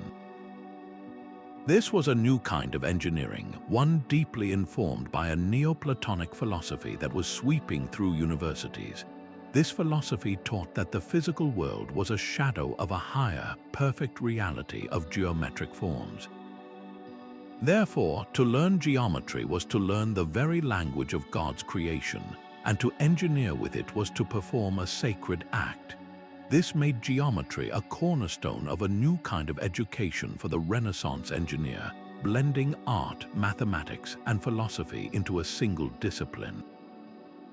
No one embodied this integrated ideal more completely than Leonardo da Vinci. His famous Vitruvian Man is more than a beautiful drawing. It is the ultimate symbol of the Renaissance ethos, depicting a man perfectly inscribed within both a circle and a square, linking the microcosm of the human body to the macrocosm of the universe. But Leonardo's geometric passion extended far beyond the page. His voluminous notebooks are filled with startlingly advanced urban planning sketches. Horrified by the squalor and congestion of medieval cities which had grown organically without plan, he proposed radical new geometric layouts. He designed cities built on two levels, an upper level with wide, airy streets and graceful arches for the use of citizens, and a lower, subterranean level dedicated entirely to commerce and sanitation, with canals for freight barges and tunnels for waste removal. This was a vision of a city as a rational, geometric machine for healthy living, a concept that was centuries ahead of its time, all stemming from his belief that geometry could solve even the most mundane human problems.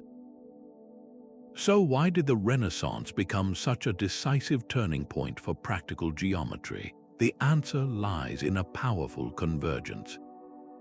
It was the rediscovery of ancient texts that provided the blueprint, the rise of humanism that placed faith in human reason to understand and improve the world, and the development of new artistic techniques like linear perspective that provided the tools to visualize geometric space with unprecedented accuracy.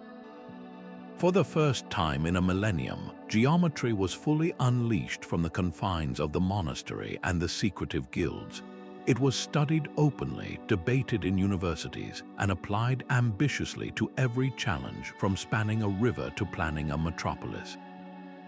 The Renaissance didn't just use geometry, it fell in love with its power and its promise, setting the stage for the next great upheaval in thought, where this sacred tool would be sharpened, quantified, and turned toward a new, mechanistic view of the universe. But the Renaissance's re-enchantment of the world through geometry was about to meet a formidable new force, a relentless drive to measure, quantify, and demystify.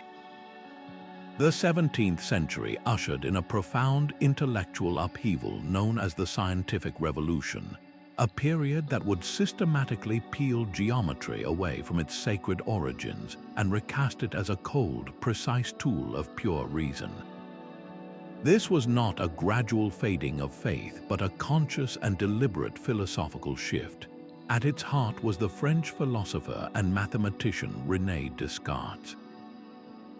His revolutionary contribution, coordinate geometry or Cartesian geometry, was a conceptual bombshell. Descartes essentially placed a grid over the universe, assigning every point in space a numerical address based on its distance from two perpendicular axes. In one brilliant stroke, he reduced the beautiful symbolic circle, once the emblem of divine unity, to a simple algebraic equation: x squared plus y squared equals r squared. A shape that had inspired awe for millennia could now be defined, manipulated, and analyzed on a page without a single thought of its spiritual meaning. Geometry was no longer a language for communing with the cosmos. It was a calculator for mapping it. This new, disenchanted geometry found its ultimate expression in the work of Isaac Newton. His laws of motion and universal gravitation were arguably the greatest achievement of 17th century science, and they were profoundly geometric. Newton used geometry to describe the elliptical orbits of the planets and the parabolic arc of a cannonball with breathtaking predictability. But the frame for this geometry was entirely new: mechanical philosophy. Newton described a universe that operated like a vast, perfect clockwork mechanism, governed by immutable mathematical laws.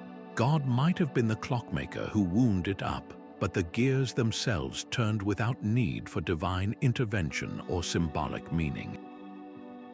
The focus shifted entirely from why the universe was harmonious to how it functioned. This new mindset directly influenced engineering.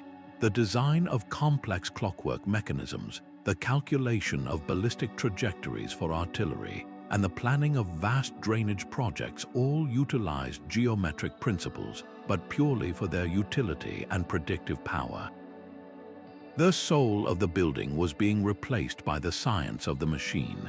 The philosopher Alfred North Whitehead later perfectly captured the double-edged nature of this revolution. He described it as the discovery of the method of invention, a process of abstraction that allowed scientists and engineers to isolate variables and make rapid, monumental technological advances. But he also warned that this method came with a fallacy of misplaced concreteness, the dangerous illusion that the abstracted, mechanical model of reality was the full picture. In stripping nature of its qualities, its colors, sounds, and sacredness, to reduce it to quantity and extension, something vital was lost: the holistic, interconnected view of the world, where a temple's proportions reflected the human body and the cosmos. was sacrificed at the altar of efficiency and control.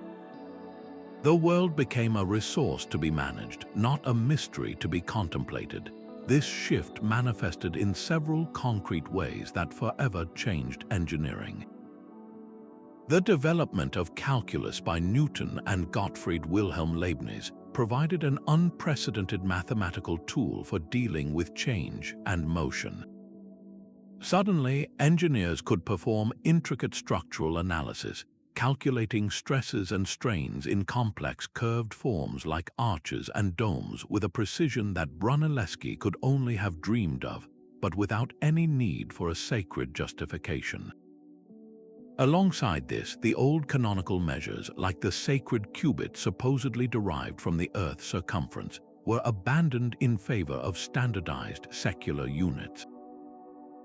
The French led the charge with the metric system, creating units based on impersonal decimal divisions and a fraction of the Earth's meridian, finally severing the direct link between measurement and cosmic symbolism. Furthermore, the very training of an engineer was transformed. The first dedicated engineering schools, like France's École des Ponts et Chaussées, established in 1747, began to teach geometry not as a sacred art but as a branch of pure, applied mathematics. The master builder, steeped in ritual and apprenticeship, was gradually being replaced by the civil engineer, trained in a classroom. No example illustrates this new pragmatic, secular geometry more clearly than the star-shaped fortresses designed by the French military engineer Sébastien Leprestre de Vauban. These fortifications are geometric marvels, complex polygons with protruding bastions designed so that every wall could be protected by flanking fire from another. The angles were calculated with lethal precision to eliminate blind spots and maximize the field of fire against advancing armies. The design was ruthlessly efficient, a product of pure ballistic calculation. There was no symbolic meaning behind the 5 or 6 points of the star. It was not meant to represent a pentagram or any divine symbol. It was a killing machine optimized by geometry. The shape was dictated by the path of a cannonball, not the path of a soul. This was geometry stripped bare, a tool for defense and domination in a world where power was increasingly defined by technocratic mastery rather than spiritual authority.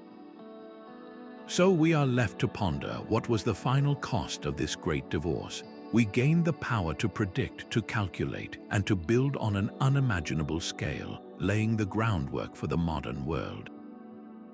But we also risked losing the sense of wonder, the feeling of belonging to a meaningful cosmos that had inspired those ancient builders to reach for the heavens in the first place. The stage was now set for this powerful, disenchanted tool to be applied on an industrial scale, forever reshaping the very face of the planet. If the scientific revolution gave geometry a new set of cold, precise tools, then the Industrial Revolution gave it an entire planet to reshape.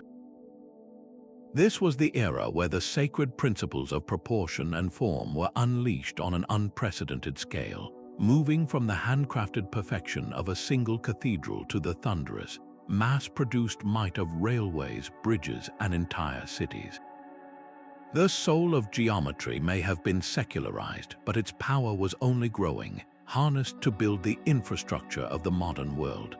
At the heart of this transformation was a new breed of engineer, and few embodied this spirit more completely than the brilliant and flamboyant Isambard Kingdom Brunel. His designs were monuments of pragmatic geometry. For his revolutionary Royal Albert Bridge, Brunel chose an elliptical arch. This wasn't an arbitrary aesthetic choice. The ellipse is a geometric form that provides immense strength and stability, distributing the tremendous weight of the iron bridge and the trains it carried down through its curved sides to the massive piers with sublime efficiency. He was using a classic geometric shape, but his motivation was purely mechanical, to achieve the greatest strength with the least material, a driving principle of the industrial age. This same relentless drive for efficiency reshaped the very layout of cities. The factory towns of the era, like Manchester in England, were built on a rigid gridiron plan. This geometric layout was the antithesis of the organic, winding streets of medieval towns. The right-angled grid was chosen for pure, ruthless utility. It allowed for the most efficient movement of raw materials to the factories and finished goods to the railways and canals. It simplified the surveying and sale of plots of land and made the expansion of the city predictable and cheap. The sacred grid of the Roman castrum, once used to organize a sacred space for community and defense, was now repurposed to optimize production and profit. The city itself was becoming a machine, and geometry was its blueprint. In this new world, the ancient emphasis on sacred proportion underwent a dramatic evolution. It morphed into the principles of standardization and prefabrication. The intricate, unique stonework of a Gothic cathedral, carved by master masons on site, was replaced by identical, mass-produced components. The railways demanded millions of identical sleepers, rails, and bolts, all made to exact geometric specifications so that any one part could fit any other, anywhere in the growing network. Steam engines were built with standardized pistons and cylinders, their precise circularity ensuring a tight seal and maximum power. This was geometry scaled to an industrial level, creating a new kind of universal language based not on cosmic harmony, but on interchangeable parts and relentless repetition. As engineering historian David Billington has pointed out, many of these 19th century giants of engineering operated on a kind of intuitive genius.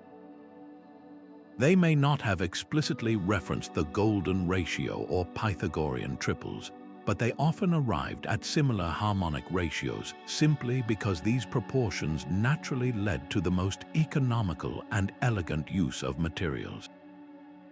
Their brilliance lay in their feel for form and force, a practical understanding that the most beautiful curve was often also the strongest. This can be seen in the elegant lattice work of iron trusses that supported vast train sheds and bridges. These triangular frameworks are a direct application of geometric patterning. The triangle is the only rigid polygon, and by repeating it in a web-like truss, engineers could create structures that were incredibly strong yet remarkably lightweight, spanning distances that were previously unimaginable. Even the most utilitarian infrastructure projects began to exhibit a fractal-like complexity that echoed nature's own designs. The drainage systems designed to handle the runoff from sprawling cities and industrial sites relied on a branching network of pipes. Larger main trunks would split into smaller branches, which then split into even smaller tributaries, much like a tree or a river delta. This geometric pattern is inherently efficient for distribution and collection, and while the engineers may not have called it a fractal, they were employing the same mathematical principle that governs so many natural systems. One of the most glorious expressions of this new industrial geometry was the Crystal Palace, built to house the Great Exhibition of 1851. Designed by Joseph Paxton, a gardener who had learned about structures by building greenhouses, the palace was a testament to modular, geometric design. It was constructed from thousands of identical sheets of glass set within a repetitive grid of cast iron columns and beams.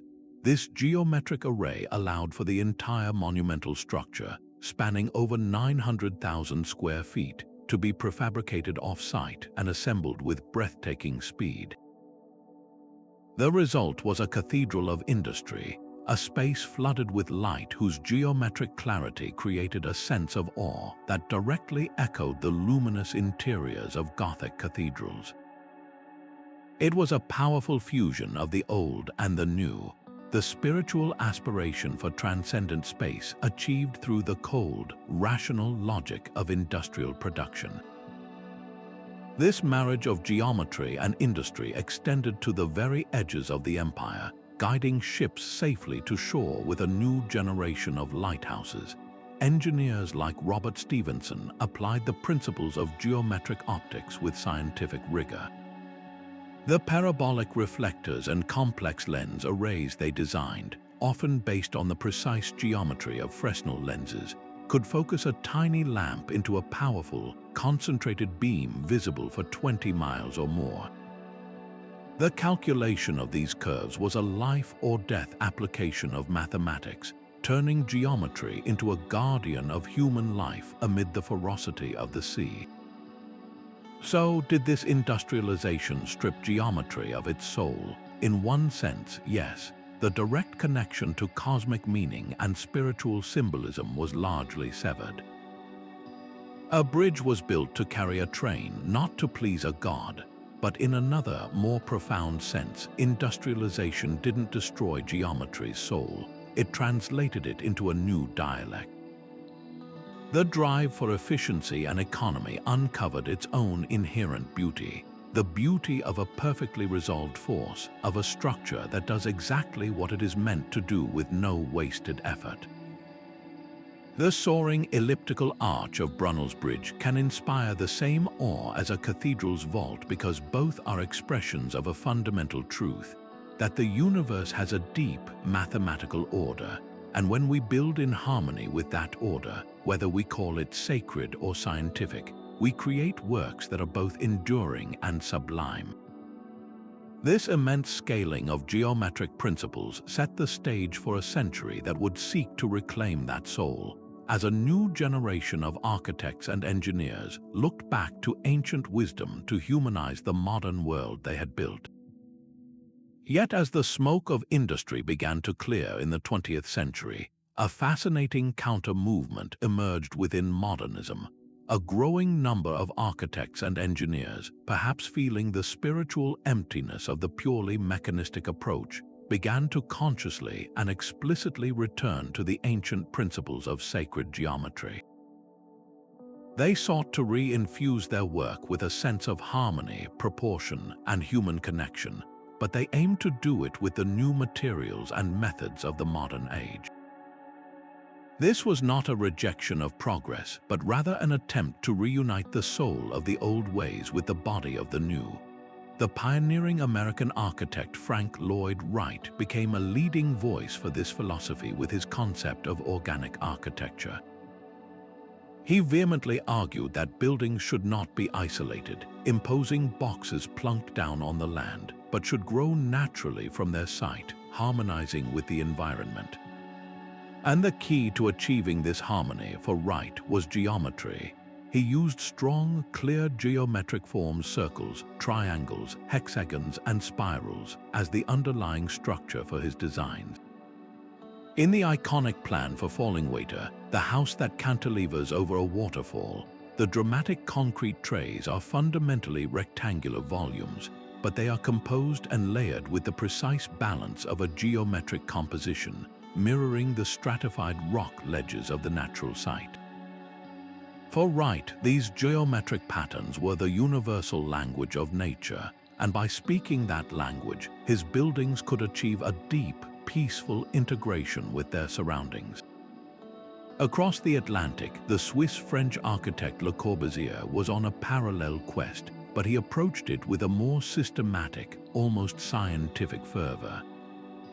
Deeply troubled by the chaotic and often inhumane scale of industrial cities, he sought to create a new system of design that would bring order and beauty back to human habitation.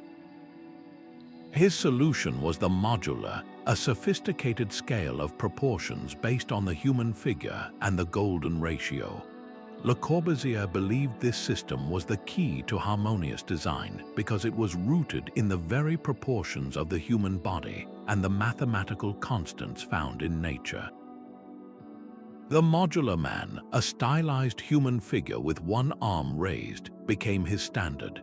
He used this proportional system to design everything from the massive Unité de Habitation apartment complex in Marseille, ensuring the heights of rooms and the placement of windows felt naturally comfortable, down to the specific dimensions of door handles and furniture.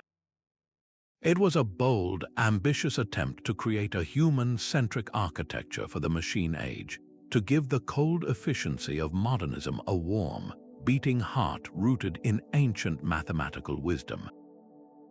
This revival of geometric principles was not confined to theoretical systems. It was also driving some of the century's most daring engineering feats.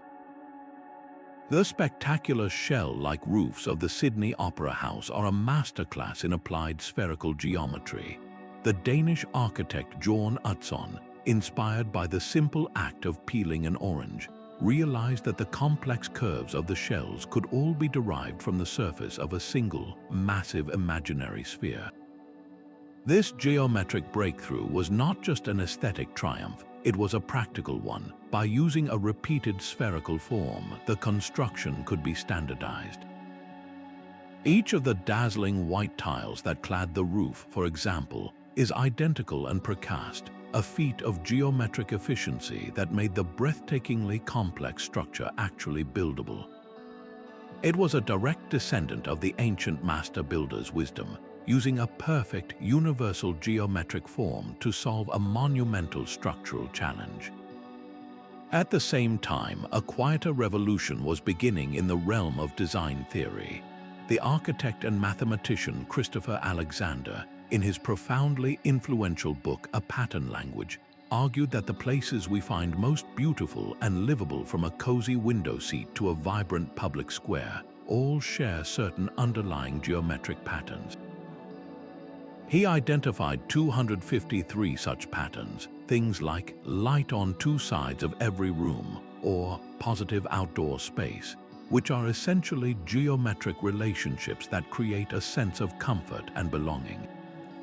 Alexander insisted that these patterns were not arbitrary. They were timeless, almost biological truths about what human beings need to thrive. His work echoed the sacred layouts of temple towns, suggesting that geometric harmony was not just for grand monuments, but was essential for creating healthy, whole communities at every scale.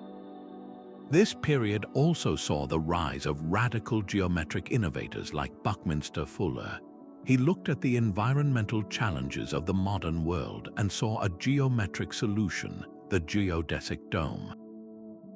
By constructing a sphere out of a network of lightweight triangles, the strongest and most efficient geometric shape, Fuller created structures that were incredibly strong for their weight, required minimal materials, and could enclose vast amounts of space without internal supports. He saw these domes as a path toward sustainable living, and their underlying geometric principle, the strength of the triangle distributed across a spherical surface, has since been discovered in everything from viral capsids to carbon molecules, proving his intuition that nature's geometry holds the key to efficient design. The application of these ancient principles even extended into deeply emotional realms of memorial design. The Vietnam Veterans Memorial in Washington, D.C., designed by Maya Lin, is a masterpiece of geometric power. Its design is stunningly simple: two long, polished black granite walls set into the earth and meeting at a 125-degree angle. They are inscribed with the names of the fallen. The genius of the memorial is entirely in its geometry. The V-shape angles the walls, guiding visitors along a descending and then ascending path, creating a personal, reflective journey. The highly polished stone reflects the images of the living visitors alongside the carved names of the dead, creating a powerful, silent dialogue between the present and the past. It uses a simple geometric form to generate a profound space for collective mourning and healing, proving that these ancient tools could still speak to the most human of experiences. From the concert halls of the world, where architects began consciously designing with sacred ratios to perfect the acoustics, to the earthquake-resistant designs in Japan that incorporate the fractal-like branching patterns found in nature to dissipate seismic energy, the 20th century became a grand, multifaceted experiment. It asked a crucial question that still resonates today. How did modernism successfully reconcile these ancient geometric truths with the thrilling potential of steel, concrete, and glass? The answer lies in a shift from symbolism to performance. The ancient builders used geometry to align with the cosmos. The modernists used it to align with human psychology, environmental efficiency, and structural physics. They kept the universal patterns but found new, evidence-based reasons for their power. They discovered that the golden ratio could optimize a floor plan for both daylight and social interaction, that a fractal pattern could indeed make a building stronger, and that a specific geometric curve could make a concert hall sing. They took the sacred out of the temple and put its principles to work in the service of human well-being, setting the stage for the next great leap, where these timeless patterns would meet the limitless potential of the digital realm. And so we arrive at our own time, where the timeless principles of sacred geometry have found a new home not in stone or steel, but in silicon and code. The master builder's compass and square have been translated into ones and zeros, giving rise to a powerful new form of creation, computer-aided design. This isn't a rejection of the old ways, it's their ultimate evolution, a digital renaissance where algorithms can now calculate the infinite possibilities of form in seconds, searching for the most efficient, beautiful, and sustainable solutions. At the forefront of this movement is building information modeling, or BIM. This is far more than digital drafting. It's a revolutionary process that creates intelligent three-dimensional models of a structure, embedded with data about every single component. Within these complex digital environments, engineers are now using a technique called parametric design. This allows them to define a set of geometric rules and relationships, the very same kind of harmonic ratios the ancients revered, and then let the computer generate thousands of design variations. The software can then test each one against specific goals: maximum structural strength, minimum material use, optimal energy efficiency, or even the most pleasing aesthetic form. It's a process of computational evolution where the fittest design, guided by the immutable laws of mathematics and physics, emerges victorious. A breathtaking example of this is the Beijing National Stadium, popularly known as the Bird's Nest. Its seemingly chaotic lattice of twisted steel is actually a masterpiece of parametric design, a structure optimized for strength and earthquake resistance while using the least amount of material possible. The algorithm that generated its form didn't reference a bird's nest directly. Instead, it found the most efficient way to distribute stresses across a vast surface, a solution that just happens to mirror the complex, fractal-like patterns found throughout nature. This is the new sacred geometry, not a symbolic representation of nature, but a functional emulation of its deepest engineering principles. The computer has become a digital divining rod, helping us tap into the same well of natural efficiency that ancient builders once accessed through intuition and patient observation. This digital toolkit is also allowing us to directly encode ancient wisdom into modern blueprints. Pre-programmed digital templates now exist that incorporate the golden ratio or Fibonacci sequences directly into their core parameters. An architect designing a new office tower can use a template that automatically suggests window placements and floor-to-ceiling heights based on these harmonic proportions, creating spaces that are not only sustainable but also inherently pleasing to the human spirit. This goes beyond mere aesthetics, it's about performance. We see this in the layout of large-scale solar farms. By arranging vast arrays of photovoltaic panels in a pattern based on the Fibonacci spiral, a pattern that minimizes shadowing from one panel to the next as the sun moves across the sky, engineers can significantly increase the total amount of sunlight captured throughout the day. The same geometric sequence that governs the growth of a sunflower is now being used to harness the power of the sun itself. The visionary computational designer Neri Oxman and her team at the MIT Media Lab have championed this philosophy under the term material ecology.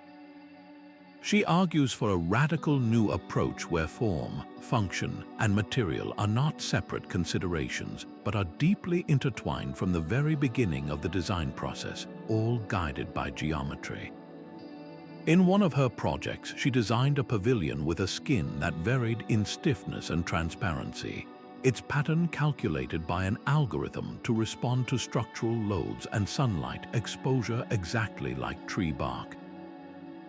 For Oxman, geometry is the universal language that allows us to design in harmony with nature, not against it. She famously said that we must move beyond the age of machine and enter the age of the organism, and it is computation that provides us the tools to do so. This digital revolution is also transforming how we plan our cities.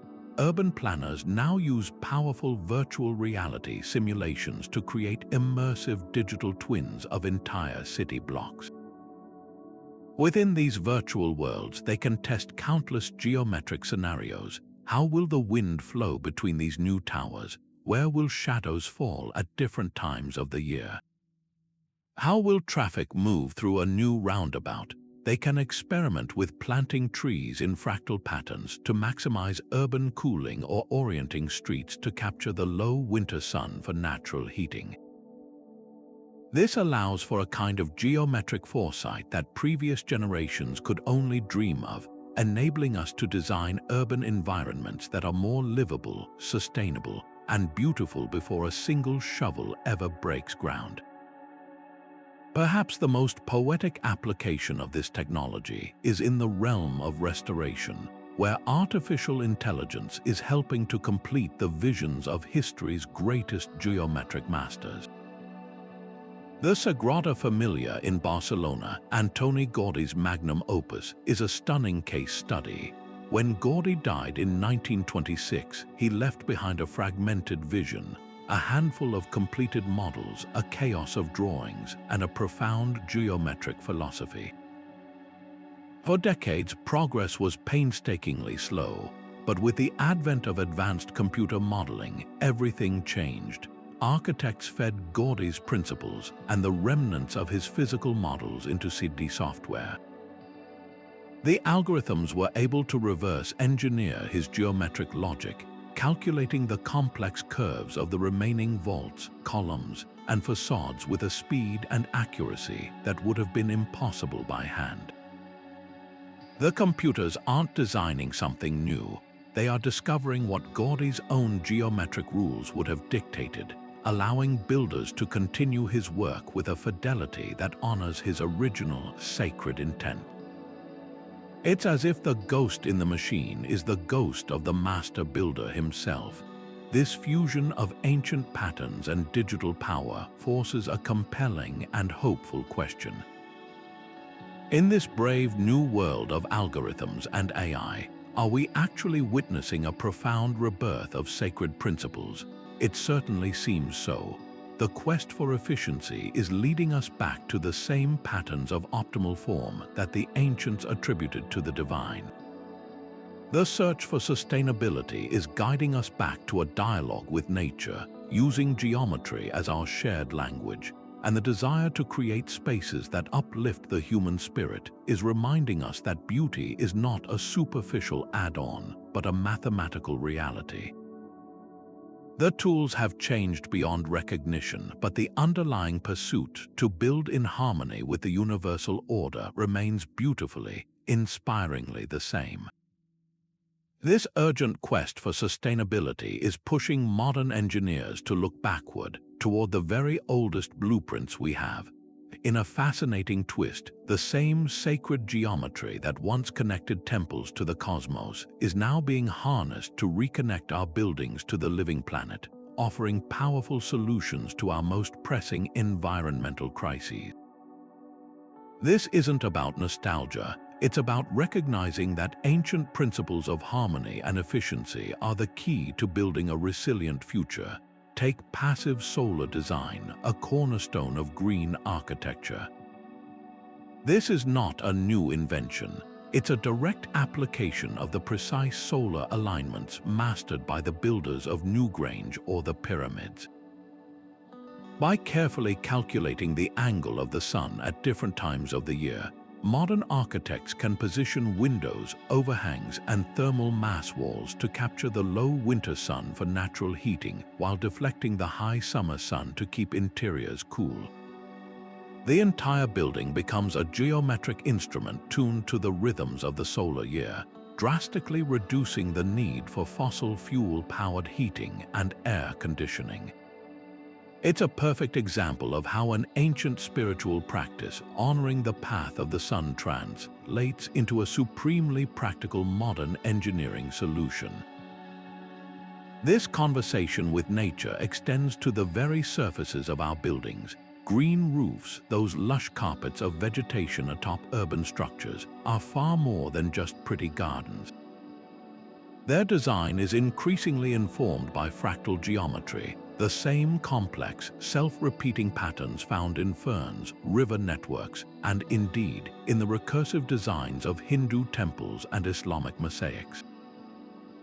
By designing the drainage channels and planting schemes on a rooftop to mimic these natural fractal patterns, engineers can dramatically improve water absorption and retention, reduce stormwater runoff, and create microhabitats that support much greater biodiversity. The geometry doesn't just manage water, it invites life back into our cities, turning sterile roofs into thriving ecological patches that cool the urban environment and clean the air. The principles of sacred proportion are even optimizing our transition to renewable energy. The placement of wind farms is a complex geometric puzzle. To avoid turbines interfering with each other's airflow and losing efficiency, engineers must carefully calculate their spacing. Studies have shown that arranging turbines in patterns based on the golden ratio and the Fibonacci spiral, the same pattern seen in sunflower seed heads, allows for a much tighter, more efficient packing of turbines while minimizing turbulent wake. This means more energy can be generated from a smaller footprint of land, reducing the ecological impact on the surrounding environment. We are literally using the mathematical patterns of nature to better harness the power of nature. This entire approach is championed by environmental engineer Maybrit Pedersen-Zari, who argues powerfully for biomimicry, the practice of using nature's geometries and blueprints as the foundation for truly resilient infrastructure. She points out that ecosystems themselves are the ultimate sustainable systems. They don't produce waste, they run on sunlight, and they are incredibly adaptable.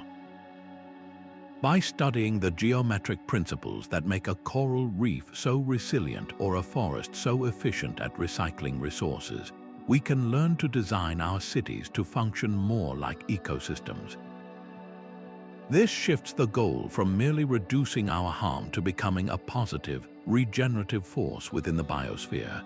We see this philosophy applied in the push for a circular economy, a model that seeks to eliminate the very concept of waste. The symbolic power of the sacred circle representing cycles, eternity, and inclusion is now becoming an economic imperative. Instead of the traditional linear take-make-dispose model, a circular economy is a closed-loop system where materials are constantly reused and recycled. Factories are being redesigned so that the waste output of one process becomes the raw material input for another, creating an industrial ecosystem that mimics the nutrient cycles found in nature. It's a practical application of the ancient symbolic ideal of the Ouroboros, the snake eating its own tail, transformed into a blueprint for industrial sustainability. On a more human scale, geometric tessellations are revolutionizing affordable and sustainable housing. the same intricate, interlocking patterns that adorned the walls of the Alhambra are now being used to design modular homes. By creating building components that fit together with perfect geometric precision, like a giant three-dimensional puzzle, construction becomes faster, cheaper, and generates far less waste. These prefabricated modules can be easily assembled, disassembled, and reconfigured, allowing homes to grow and adapt with the needs of families and communities over time.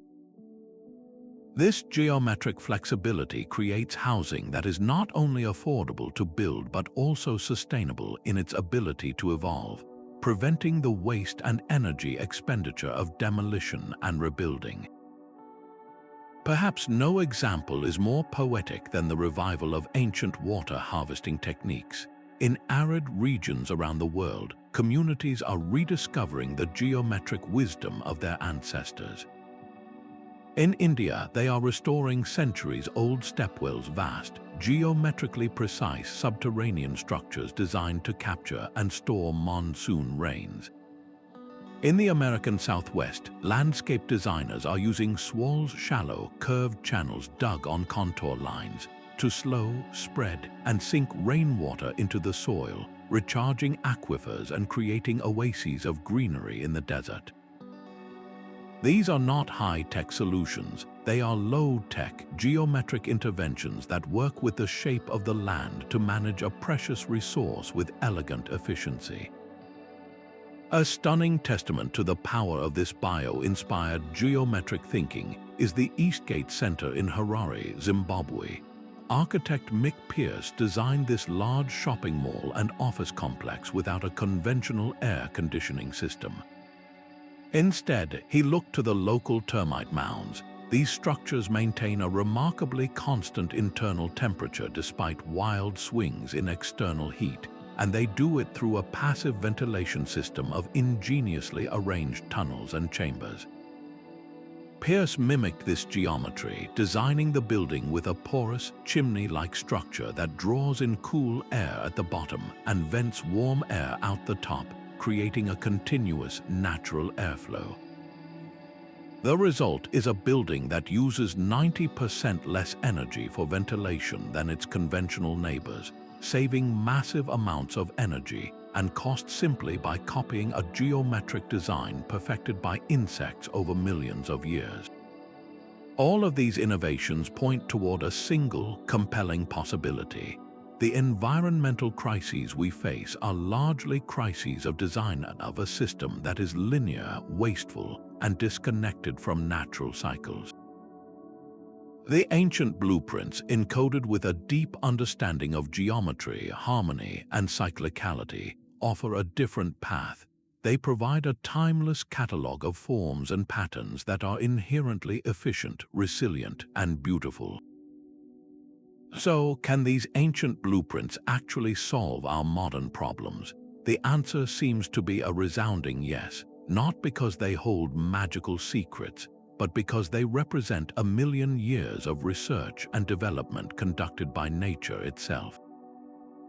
They remind us that the most advanced solution is often the one that already fits perfectly within the intricate, geometric order of the world we call home.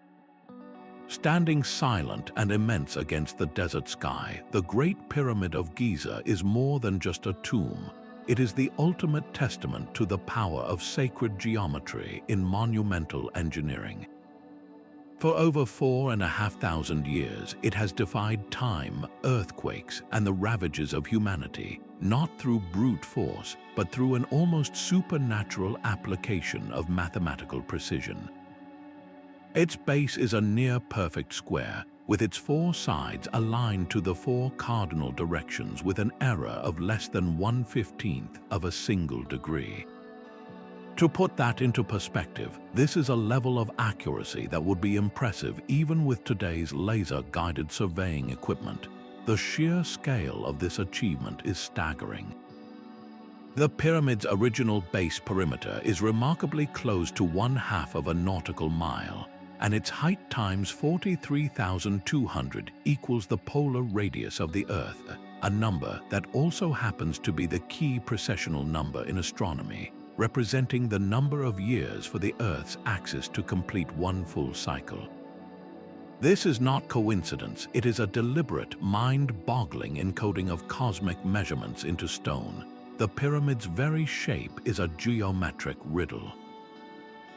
The slope angle of its sides, approximately 51.85 degrees, is not arbitrary.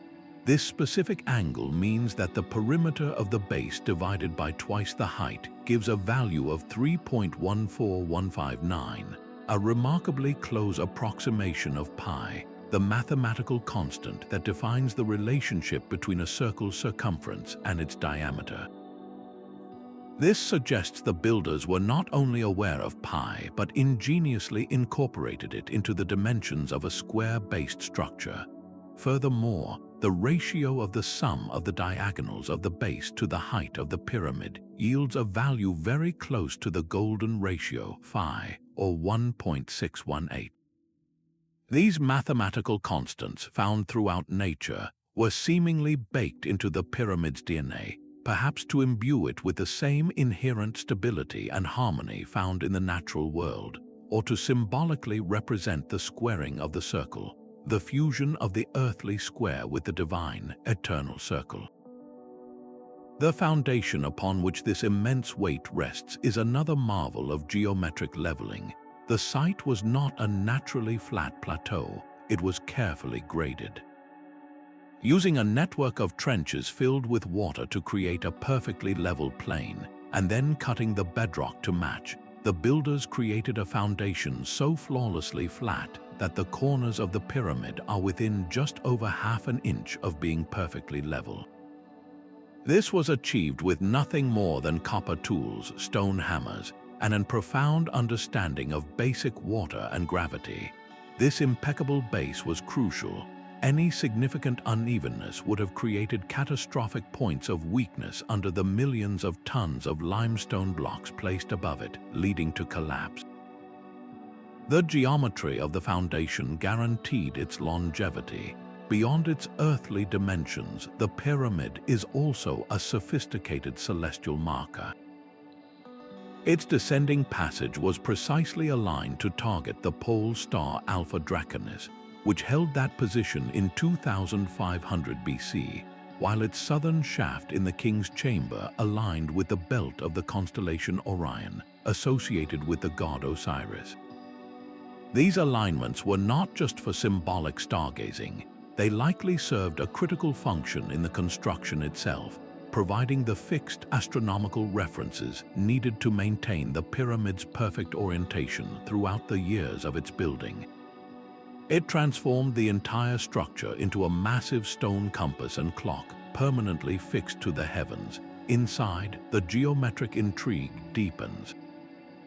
The king's chamber is built entirely from immense blocks of red granite, a material known for its acoustic properties. The chamber itself is a perfect rectangular solid, but its dimensions, a double square, and the specific proportions of the unique granite coffer within it, are believed by some researchers to have been designed to resonate at specific sonic frequencies.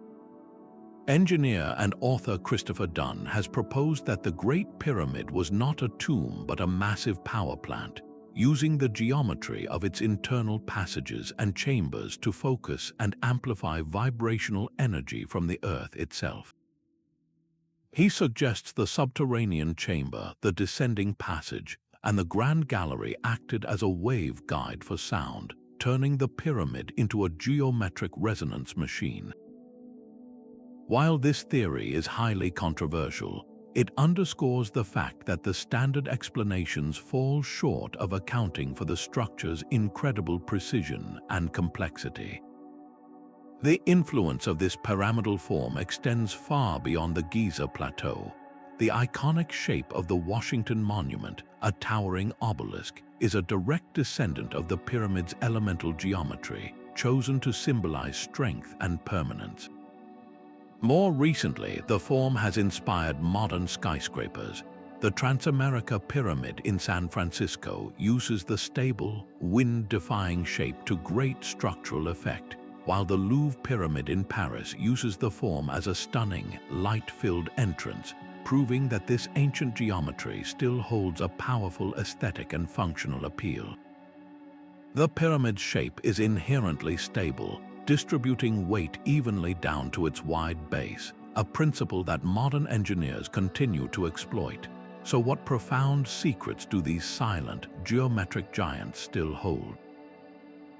The true purpose of the internal chambers, the exact methods of construction, and the full extent of the mathematical knowledge they represent remain tantalizingly out of reach.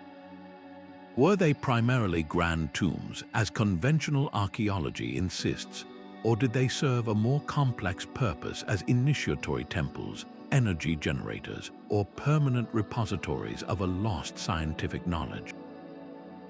The precision of their execution suggests a purpose far beyond mere commemoration. They stand as a permanent challenge, a stone message from the past asking us to reconsider the capabilities of ancient civilization and the profound connection they saw between the measurable world of geometry and the invisible forces of the universe. They are the ultimate case study in how sacred geometry is not just about symbolism, but about building something that truly, lastingly works.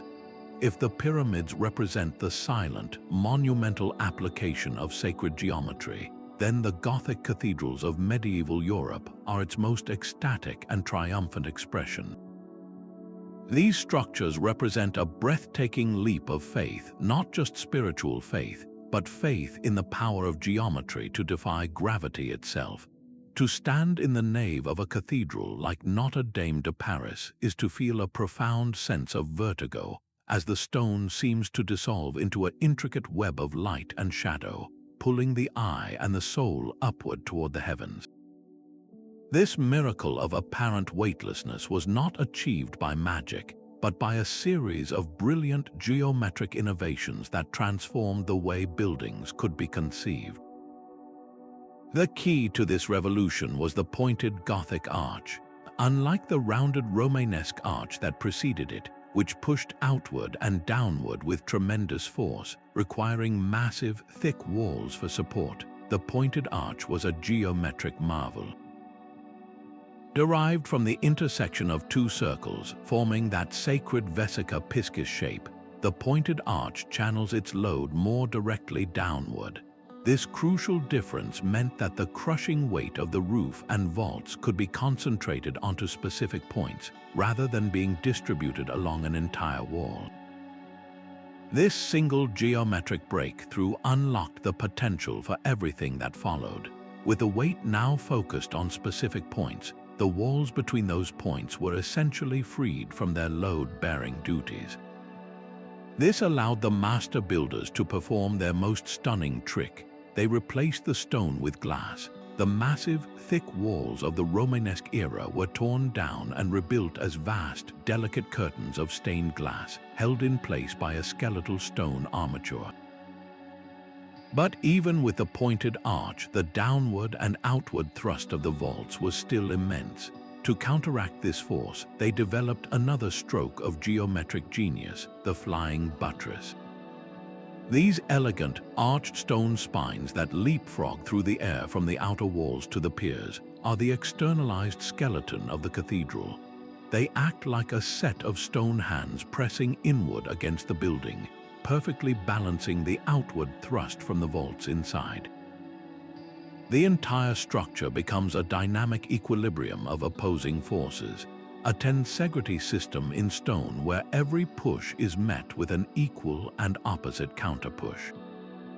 It is a physical manifestation of balance, achieved not through bulk but through precise geometric calculation. And then there is the light. The vast expanses of glass were not just structural openings, they were cosmological maps and theological lessons rendered in shimmering color. The great rose windows, like the North Rose at Notre Dame, are perhaps the ultimate fusion of sacred geometry and narrative. Their design is a complex mandala, a cosmic wheel of fortune, often based on a 12-part division echoing the 12 apostles, the 12 months of the year, and the 12 signs of the zodiac. The intricate stone tracery that holds the glass is not merely a pretty pattern. It is a primary structural element, a geometric web that braces the entire window against wind loads and distributes the weight of the glass. The geometry strengthens the structure even as it symbolizes the divine order of the universe, with Christ often depicted at the center as the unifying principle from which all creation radiates. As the art historian Otto von Simpson so powerfully argued, these cathedrals were indeed books in stone, but they were also complex mathematical treatises. Every surface, every line, every proportion was encoded with meaning. The geometry was the language used to articulate complex theological ideas about harmony, creation, and the nature of God, making the entire building a unified, three-dimensional sermon that could be read by both the literate and the illiterate. This entire process of design was governed by a strict geometric methodology known as ad triangulum, working by the triangle. The primary tool for this was the simple yet profound equilateral triangle, a shape revered for its perfect balance and stability. The master builder would use this triangle to generate all the proportions of the building. The height of the nave, the width of the aisles, the pitch of the roof, all could be derived by subdividing and rotating this one fundamental shape. This method ensured that every single part of the cathedral, from the largest vault to the smallest finial, was in a perfect, harmonious relationship with every other part. The building was not assembled from disparate pieces. It was grown from a single geometric seed, ensuring a unity and coherence that is felt intuitively by anyone who enters the space.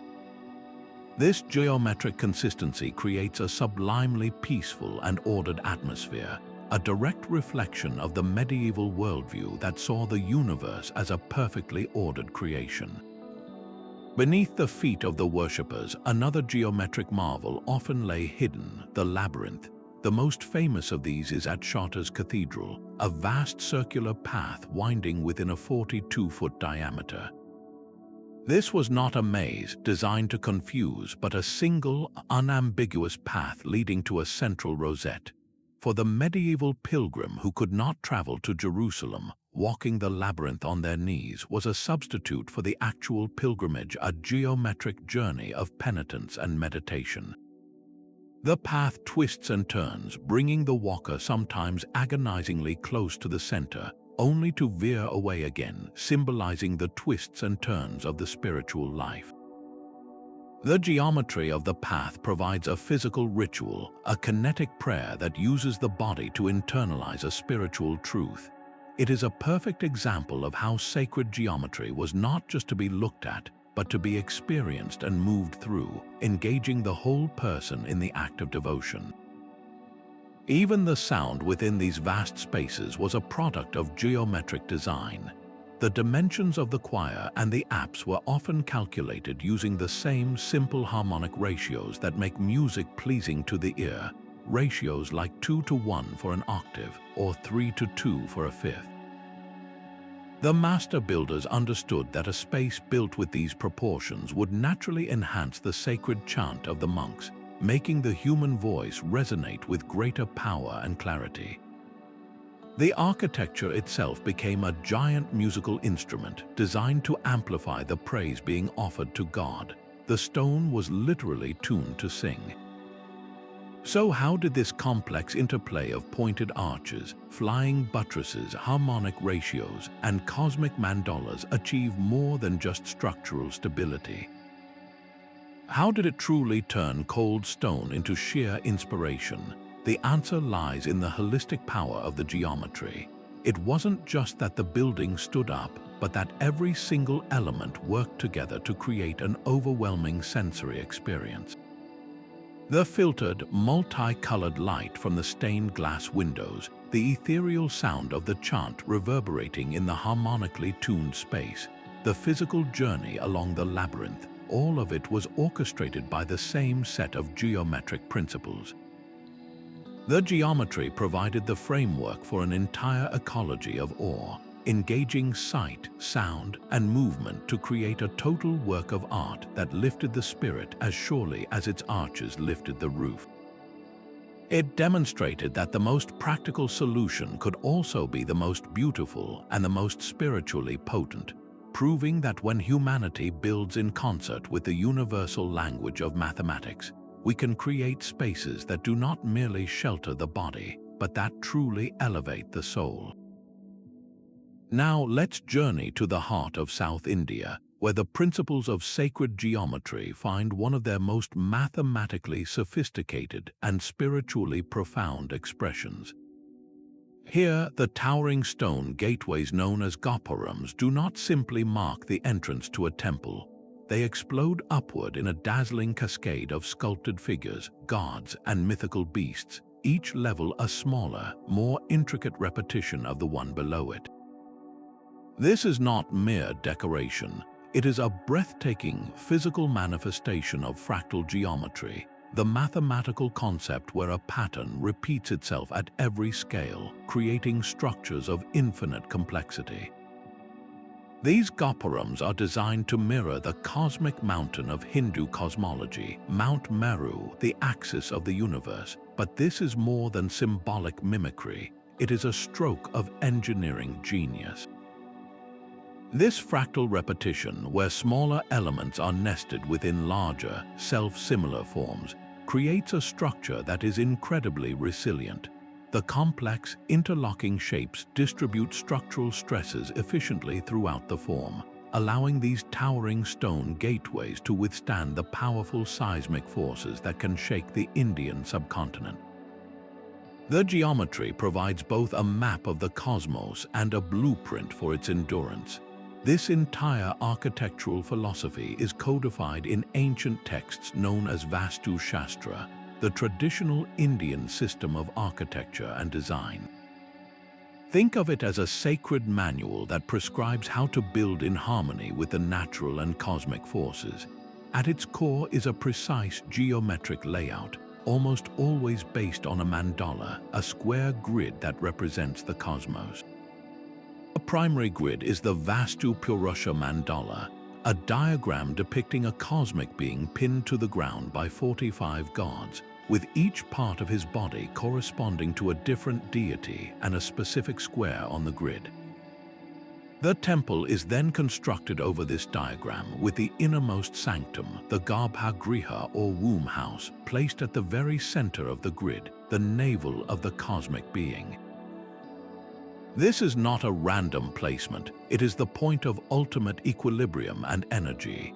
The entire temple complex is then meticulously aligned with the cardinal directions, with the main entrance almost always facing east to capture the first purifying rays of the rising sun. This alignment wasn't just for ritual, it was a masterful application of passive solar design. The east-facing entrance and strategically placed windows and water bodies created natural convective currents of air, pulling in cool breezes and venting hot air, passively cooling the stone interiors long before the invention of mechanical air conditioning. The renowned architect and art historian Stella Kramrisch spent a lifetime studying this tradition, and she perfectly captured its essence when she described these temples as microcosms of the universe. She wrote that every single element, from the largest tower to the smallest sculptural detail, was part of a single, unified whole, a perfect geometric model of the cosmos intended to bring the worshipper into alignment with the entire universe. This microcosmic ideal is vividly alive in the Brihadiswara temple in Thanjavur, a masterpiece of Chola dynasty architecture. Completed in the year 1010, its central tower, or Vimana, soars over 200 feet high and is crowned by a massive, monolithic dome-shaped stone weighing an estimated 80 tons. How this stone was quarried and hauled to such a breathtaking height remains a mystery, but its placement was the final act of a construction process governed entirely by sacred geometry. The proportions of the Vimana follow precise harmonic ratios, and its upward movement, mirroring the fractal progression of the gopurams, creates a visual rhythm that pulls the eye and the spirit heavenward. This recursive geometry is not limited to the grand exterior. Step inside the dimly lit halls of a South Indian temple, and you will find yourself surrounded by a forest of pillars. Each pillar is a marvel of engineering and art, often carved from a single block of stone. Many feature a design known as the mythical yoli, a powerful leonine creature. But look closer. The intricate carvings that make up the yoli's mane or body are themselves composed of smaller, identical yolis, and those are made of even smaller ones. This recursive carving does more than create a mesmerizing visual effect. It actually strengthens the stone pillar. The complex, interlocking patterns of the repeated figures help to distribute any structural load across a wider network of stone, preventing the formation of major cracks and adding a surprising degree of flexibility to the seemingly rigid monolith. It is a perfect example of how sacred art and structural science were inseparable. The application of sacred numbers further deepens this harmony. The layout of the temple is often based on a grid of 64 or 81 squares, numbers deeply significant in Vedic astrology and philosophy. The height, width, and depth of key elements will often be multiples of these sacred numbers, or will add up to significant numerical values, creating a structure that is quite literally built on a foundation of numerological harmony, believed to resonate with the frequencies of the cosmos. This holistic geometric thinking even extended to water management. No major temple complex is complete without its sacred water tank, a large, geometrically perfect stepped pond. These tanks, like the famous one in the Meenakshi temple, were not just for ritual bathing, they were brilliant feats of civic engineering. Their precise geometric shape and step design maximized the surface area for evaporation, creating a natural cooling effect for the entire temple precinct. They also served as sophisticated rainwater harvesting systems, replenishing the local groundwater and ensuring a year-round water supply for the community. The temple was not an isolated spiritual island. It was the geometric and functional heart of the city. A breathtaking synthesis of all these principles can be seen at the Konark Sun Temple in Odisha, though now in ruins. Designed as a gigantic stone chariot for the sun god Surya, with 12 pairs of intricately carved wheels pulling it across the heavens, each of these wheels is a masterpiece of sacred engineering. They are not merely decorative, they are perfectly calibrated sundials.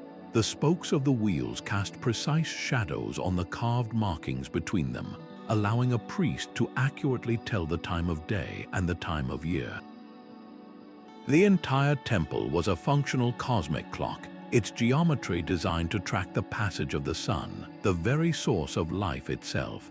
This incredible tradition, which seamlessly wove together fractal math, seismic engineering, passive cooling, hydraulic management, and timekeeping into a single, spiritually charged whole, forces a humbling and inspiring question. In our modern pursuit of sustainable and resilient design, what profound lessons can we learn from India's ancient geometric traditions?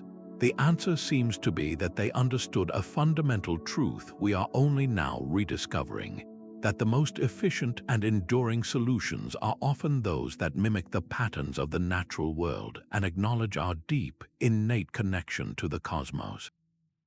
They built not just for shelter but for harmony, creating spaces that nurtured the community, the environment, and the human spirit in equal measure. Step into the Court of the Lions in the Alhambra Palace, and you are immediately enveloped by an almost overwhelming sense of harmony. Every surface, from the soaring arches down to the floor tiles, is covered in an intricate, lace-like web of interlocking stars, polygons, and flowing calligraphy. This is not random decoration. It is a profound theological statement rendered in stone, tile, and plaster. In Islamic art and architecture, the depiction of living beings was often discouraged to prevent idolatry, a principle known as aniconism. This restriction was not a limitation but a catalyst for an extraordinary creative explosion. Instead of turning to figurative art, Muslim artists and architects turned to geometry, the pure, unchanging language of the universe, to express the infinite nature of God or Allah. The complex, repeating patterns that cover these spaces are known as tessellations, and they are designed to be infinite. Your eye can follow a line of stars or a weave of hexagons, and it never finds a true beginning or end. This is the entire point. These infinite patterns are a direct visual representation of divine unity and infinity, a constant reminder that the created world is a complex, beautiful, and orderly reflection of a single, unchanging creator. But this breathtaking beauty was always married to brilliant practicality. Those intricate geometric patterns adorning the domes and walls of structures like Jerusalem's Dome of the Rock are far more than skin deep. The complex interlocking of stars and polygons in a dome's tilework does more than just dazzle the eye. It actually helps to distribute the structural stresses across the entire surface. The pattern itself acts like a reinforced mesh, helping to brace the dome against external forces like wind or earthquakes, and to manage the immense compressive forces pushing downward and outward. This same principle applies to flat walls, where geometric tile panels strengthen the surface and help to prevent cracking. The geometry was structural intelligence disguised as art. This fusion of the spiritual and the practical extended to the very air one breathed. The Alhambra, for instance, is a masterclass in passive environmental control. Its famous courtyards, like the Court of the Myrtles, feature long, reflective pools of water that cool the air through evaporation. Strategically placed windows and ventilation shafts, often themselves framed by geometrically designed grills called mashrabiyah, create sophisticated cross-ventilation. The geometry of the latticework breaks the hot desert wind into cooler, smaller currents, pulling fresh air through the building and venting hot air out through towering ceiling vents. The entire palace functions like a beautiful, geometric machine for comfortable living. To achieve this level of sophistication, Islamic geometers had to become masters of their craft, pushing the boundaries of known mathematics. As scholar Daud Sutton has eloquently explained in his work, these artists didn't just use basic Euclidean geometry, they advanced it. They explored the complex world of star polygons, shapes like the eight-pointed star that is central to so many Islamic designs, formed by overlapping two squares. They developed a deep understanding of symmetry groups, discovering all 17 of the possible two-dimensional periodic patterns centuries before Western mathematicians formally categorized them. Their work with tessellations was a form of applied mathematics of the highest order. They used only a compass and a straightedge to create these dizzyingly complex patterns, following a sacred tradition of construction that connected their work to the primordial act of creation. The geometric drawings they left behind are not just blueprints, they are intricate works of art and profound intellectual exercises that demonstrate a restless, brilliant innovation within a set of spiritual constraints. This geometric genius infused even the most utilitarian elements of civilization. Consider the Qanat, an ancient system of water management perfected by Islamic engineers.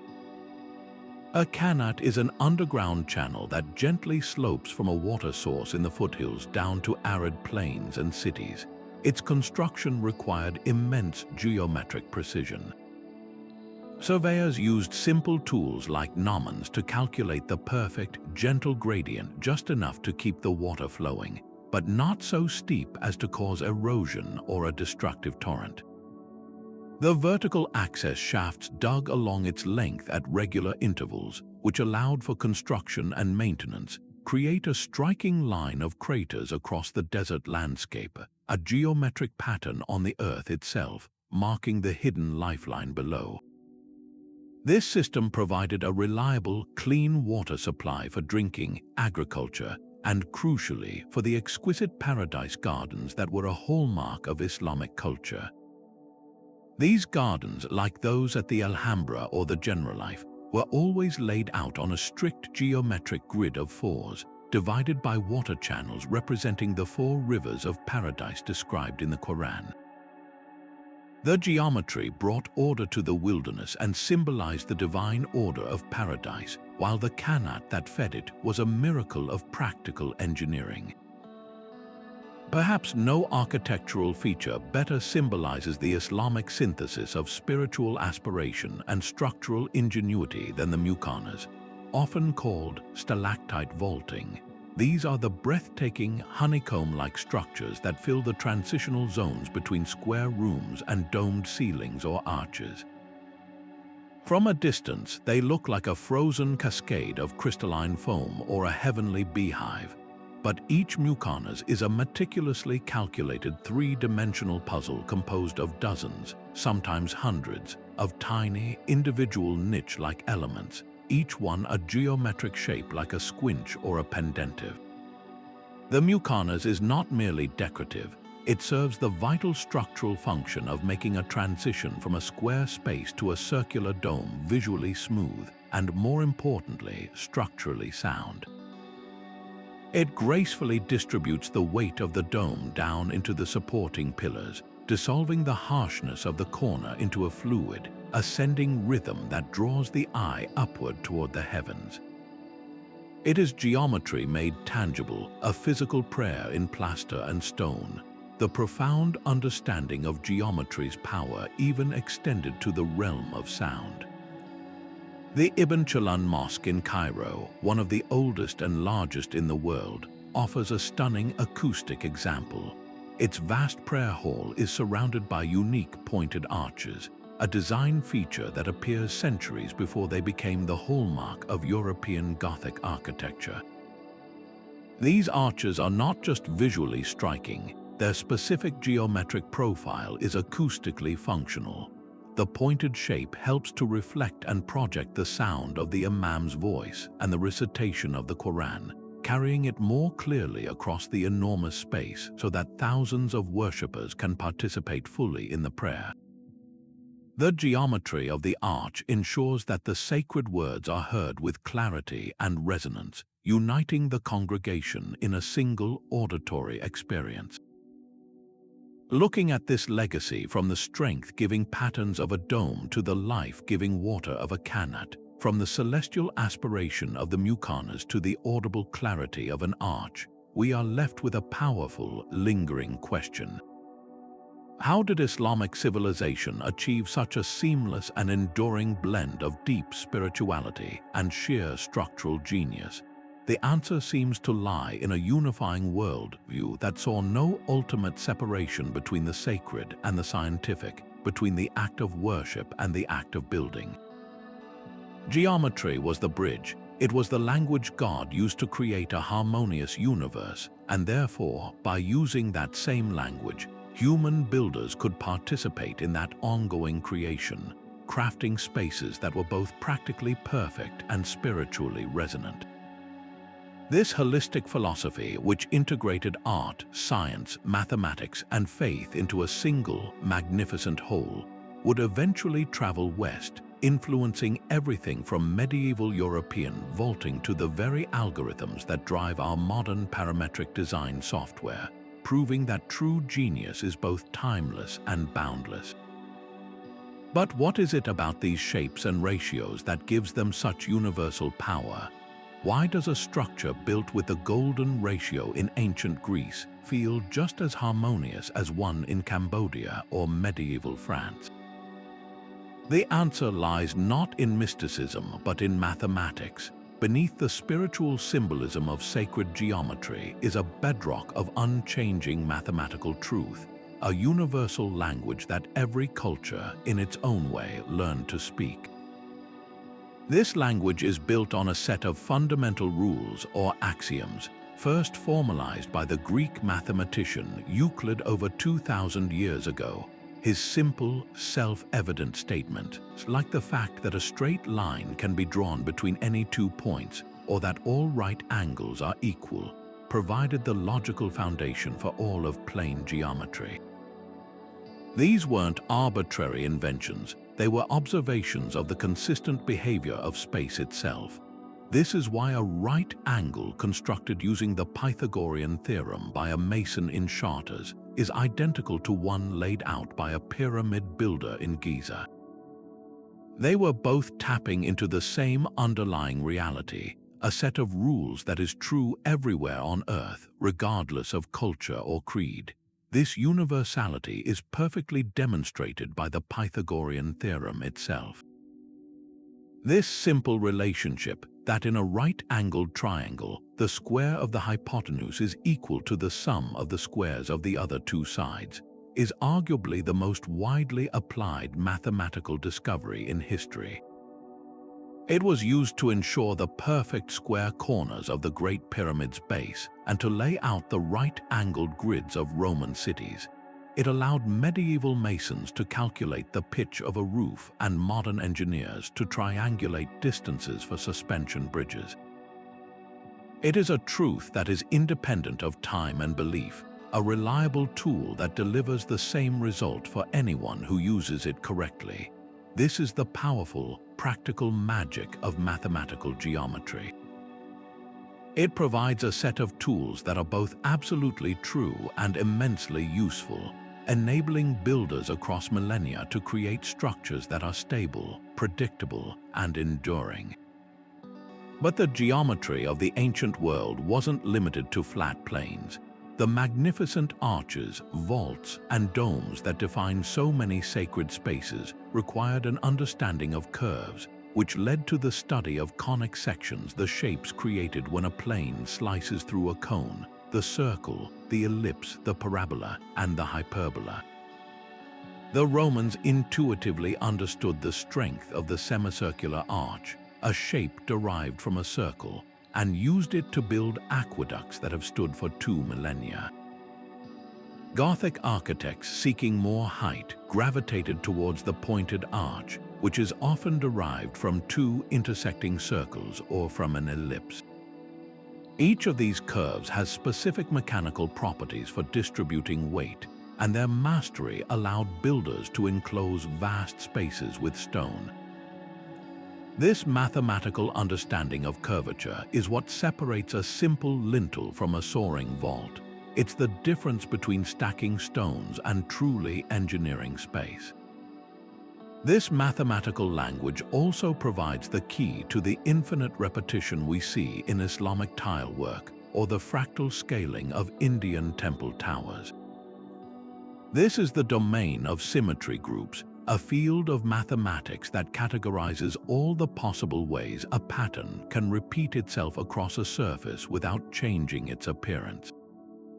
The intricate tessellations on the walls of the Alhambra Palace, for instance, aren't just beautiful, they are profound explorations of these symmetry groups.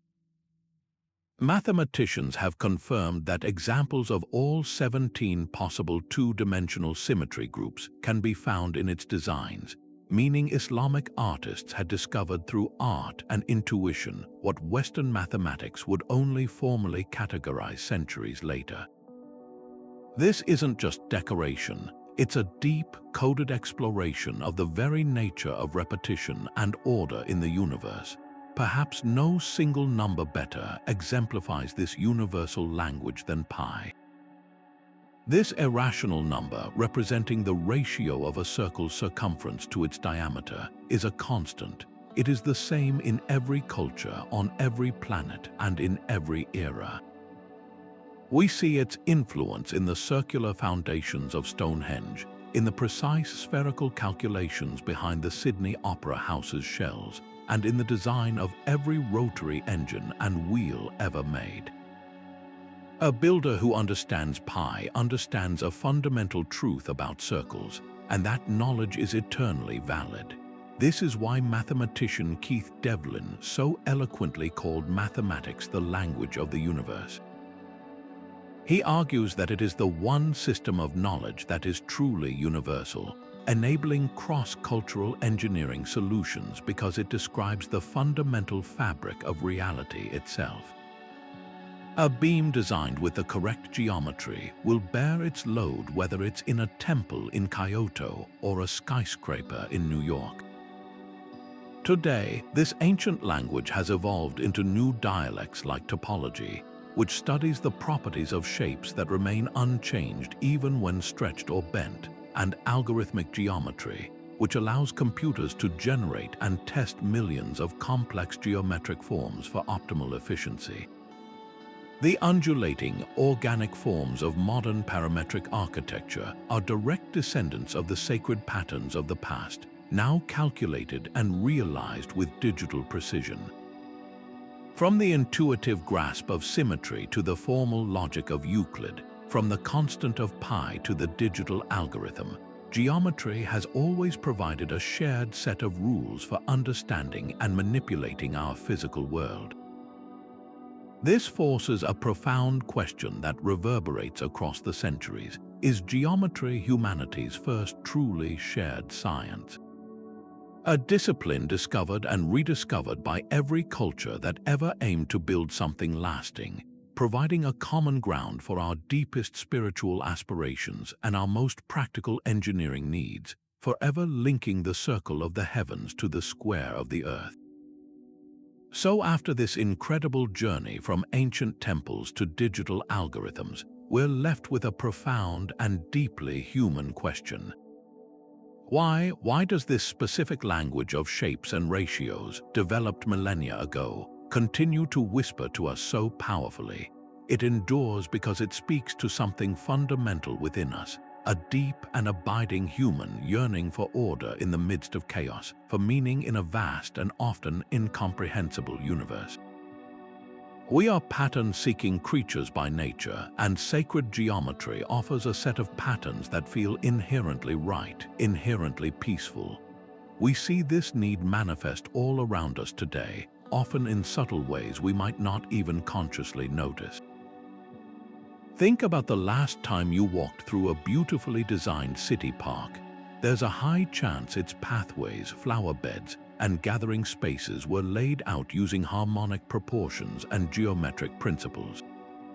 Why do we do that? Because spaces designed with that inherent balance simply feel better. They lower our heart rate, reduce stress, and create a subconscious sense of psychological comfort and well-being. We are instinctively drawn to environments that exhibit this kind of order because on some level, we recognize it as a reflection of a deeper, more stable reality. This instinct points to a powerful psychological theory articulated by the great Carl Jung. He proposed that certain symbols and forms like the perfect circle, the centered square, or the spiral are not learned but are innate archetypes of the collective unconscious. They are primordial patterns buried deep in the human psyche, shared across all cultures and epochs. This is why a mandala drawn by a Tibetan monk, a dream catcher woven by a Native American artist, and the rose window of a French cathedral can all evoke a similar sense of awe and recognition, even in people from completely different backgrounds. These geometric archetypes are a universal mother tongue for the human soul. They bypass our intellectual conditioning and speak directly to a shared, deeper layer of our being, offering a sense of connection to something timeless and transcendent. This isn't just mystical speculation. It helps explain the uncanny cross-cultural resonance of these forms. They work on us whether we understand the math behind them or not. Yet for all its intuitive power, this ancient wisdom has been largely sidelined in modern design. The 20th century philosopher René Guénon issued a stark warning about this very divergence. He argued that the modern world's rejection of sacred principles in favor of a purely utilitarian and materialistic world would inevitably lead to what he called soulless environments. Look around at so much of our contemporary urban landscape: the bland, repetitive glass boxes, the sprawling, chaotic suburbs planned for maximum car throughput rather than human connection, the impersonal concrete plazas that feel windswept and alienating. Guénon would say this is the direct result of building without a sacred dimension, of seeing land as a commodity and buildings as mere machines for living, rather than as opportunities to create meaning and foster the human spirit. We have gained efficiency and scale, but we have often lost the soul of a place, that intangible quality that makes us feel not just located, but truly grounded and at home. This brings us to a crucial architectural concept: genius loci, the spirit of a place. This ancient Roman idea holds that every specific location has its own unique, presiding essence or character. Sacred geometry was the traditional tool used to honor and enhance this spirit, to build in such a way that a structure felt like a natural and harmonious extension of its environment, rather than an imposition upon it. When a Japanese temple is carefully positioned to frame a specific view of a mountain, or when a medieval cathedral rises from the landscape as if it grew there, they are honoring the genius loci. They use geometry to create a dialogue between the built and the natural world, resulting in a place that feels deeply right and inherently meaningful. This is the opposite of a soulless environment. It is a place that has been consciously imbued with a sense of identity, history, and belonging. This isn't just an aesthetic concern. It has profound ethical implications for community well-being. The geometry of our streets, the proportions of our public squares, the layout of our neighborhoods, these are not neutral decisions. They directly influence how we interact with one another. A neighborhood of cul-de-sacs discourages interaction and creates isolation.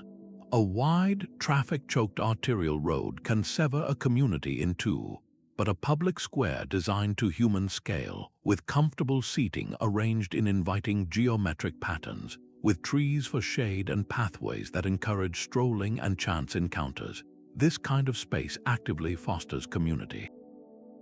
It encourages conversation, creates opportunities for shared experience, and builds social capital. Thoughtful geometric design can be a powerful tool for social good, creating environments that nurture not just individuals, but the very fabric of community itself. In a world that often feels increasingly divided, this universal language of form also holds a tantalizing potential for fostering a new kind of global connectivity. It offers a neutral ground, a set of principles that transcends language, politics, and creed. A perfect example of this aspiration is the meditation room at the United Nations headquarters in New York. This is a space deliberately designed to be for people of all faiths and none. And how is this universal peace achieved? Through the power of simple, profound geometric forms. The room is a quiet, subdued cube. At its center is a massive rectangular block of iron ore illuminated by a single shaft of light from the ceiling. The play of light on the geometric crystal structures within the ore creates a constantly shifting, mesmerizing display. There are no religious symbols, no flags, no words, just light, shadow, and pure form. It is a space that uses the universal vocabulary of geometry to quiet the mind and invite a sense of shared wonder and common humanity, reminding us that beneath our surface differences, we all respond to the same fundamental harmonies. This brings us to the final and perhaps most important question posed by this entire journey. Having seen how these principles built our past and are informing our most advanced present-day designs, we must ask, can we consciously choose to re-sacralize our geometry to improve our collective future? This doesn't mean returning to superstition or abandoning science. It means reuniting the two halves of a whole that were never meant to be separated. It means bringing the soul back into the equation alongside the calculator. It is about once again valuing beauty, harmony, and psychological well-being as essential components of engineering, not as frivolous afterthoughts. It is about designing our cities, our homes, and our infrastructure with the intention of creating not just efficiency, but meaning, not just shelter, but inspiration. The tools are all there, more powerful than ever. The question is whether we have the wisdom to use them not just to build a smarter world, but to build a world that feels truly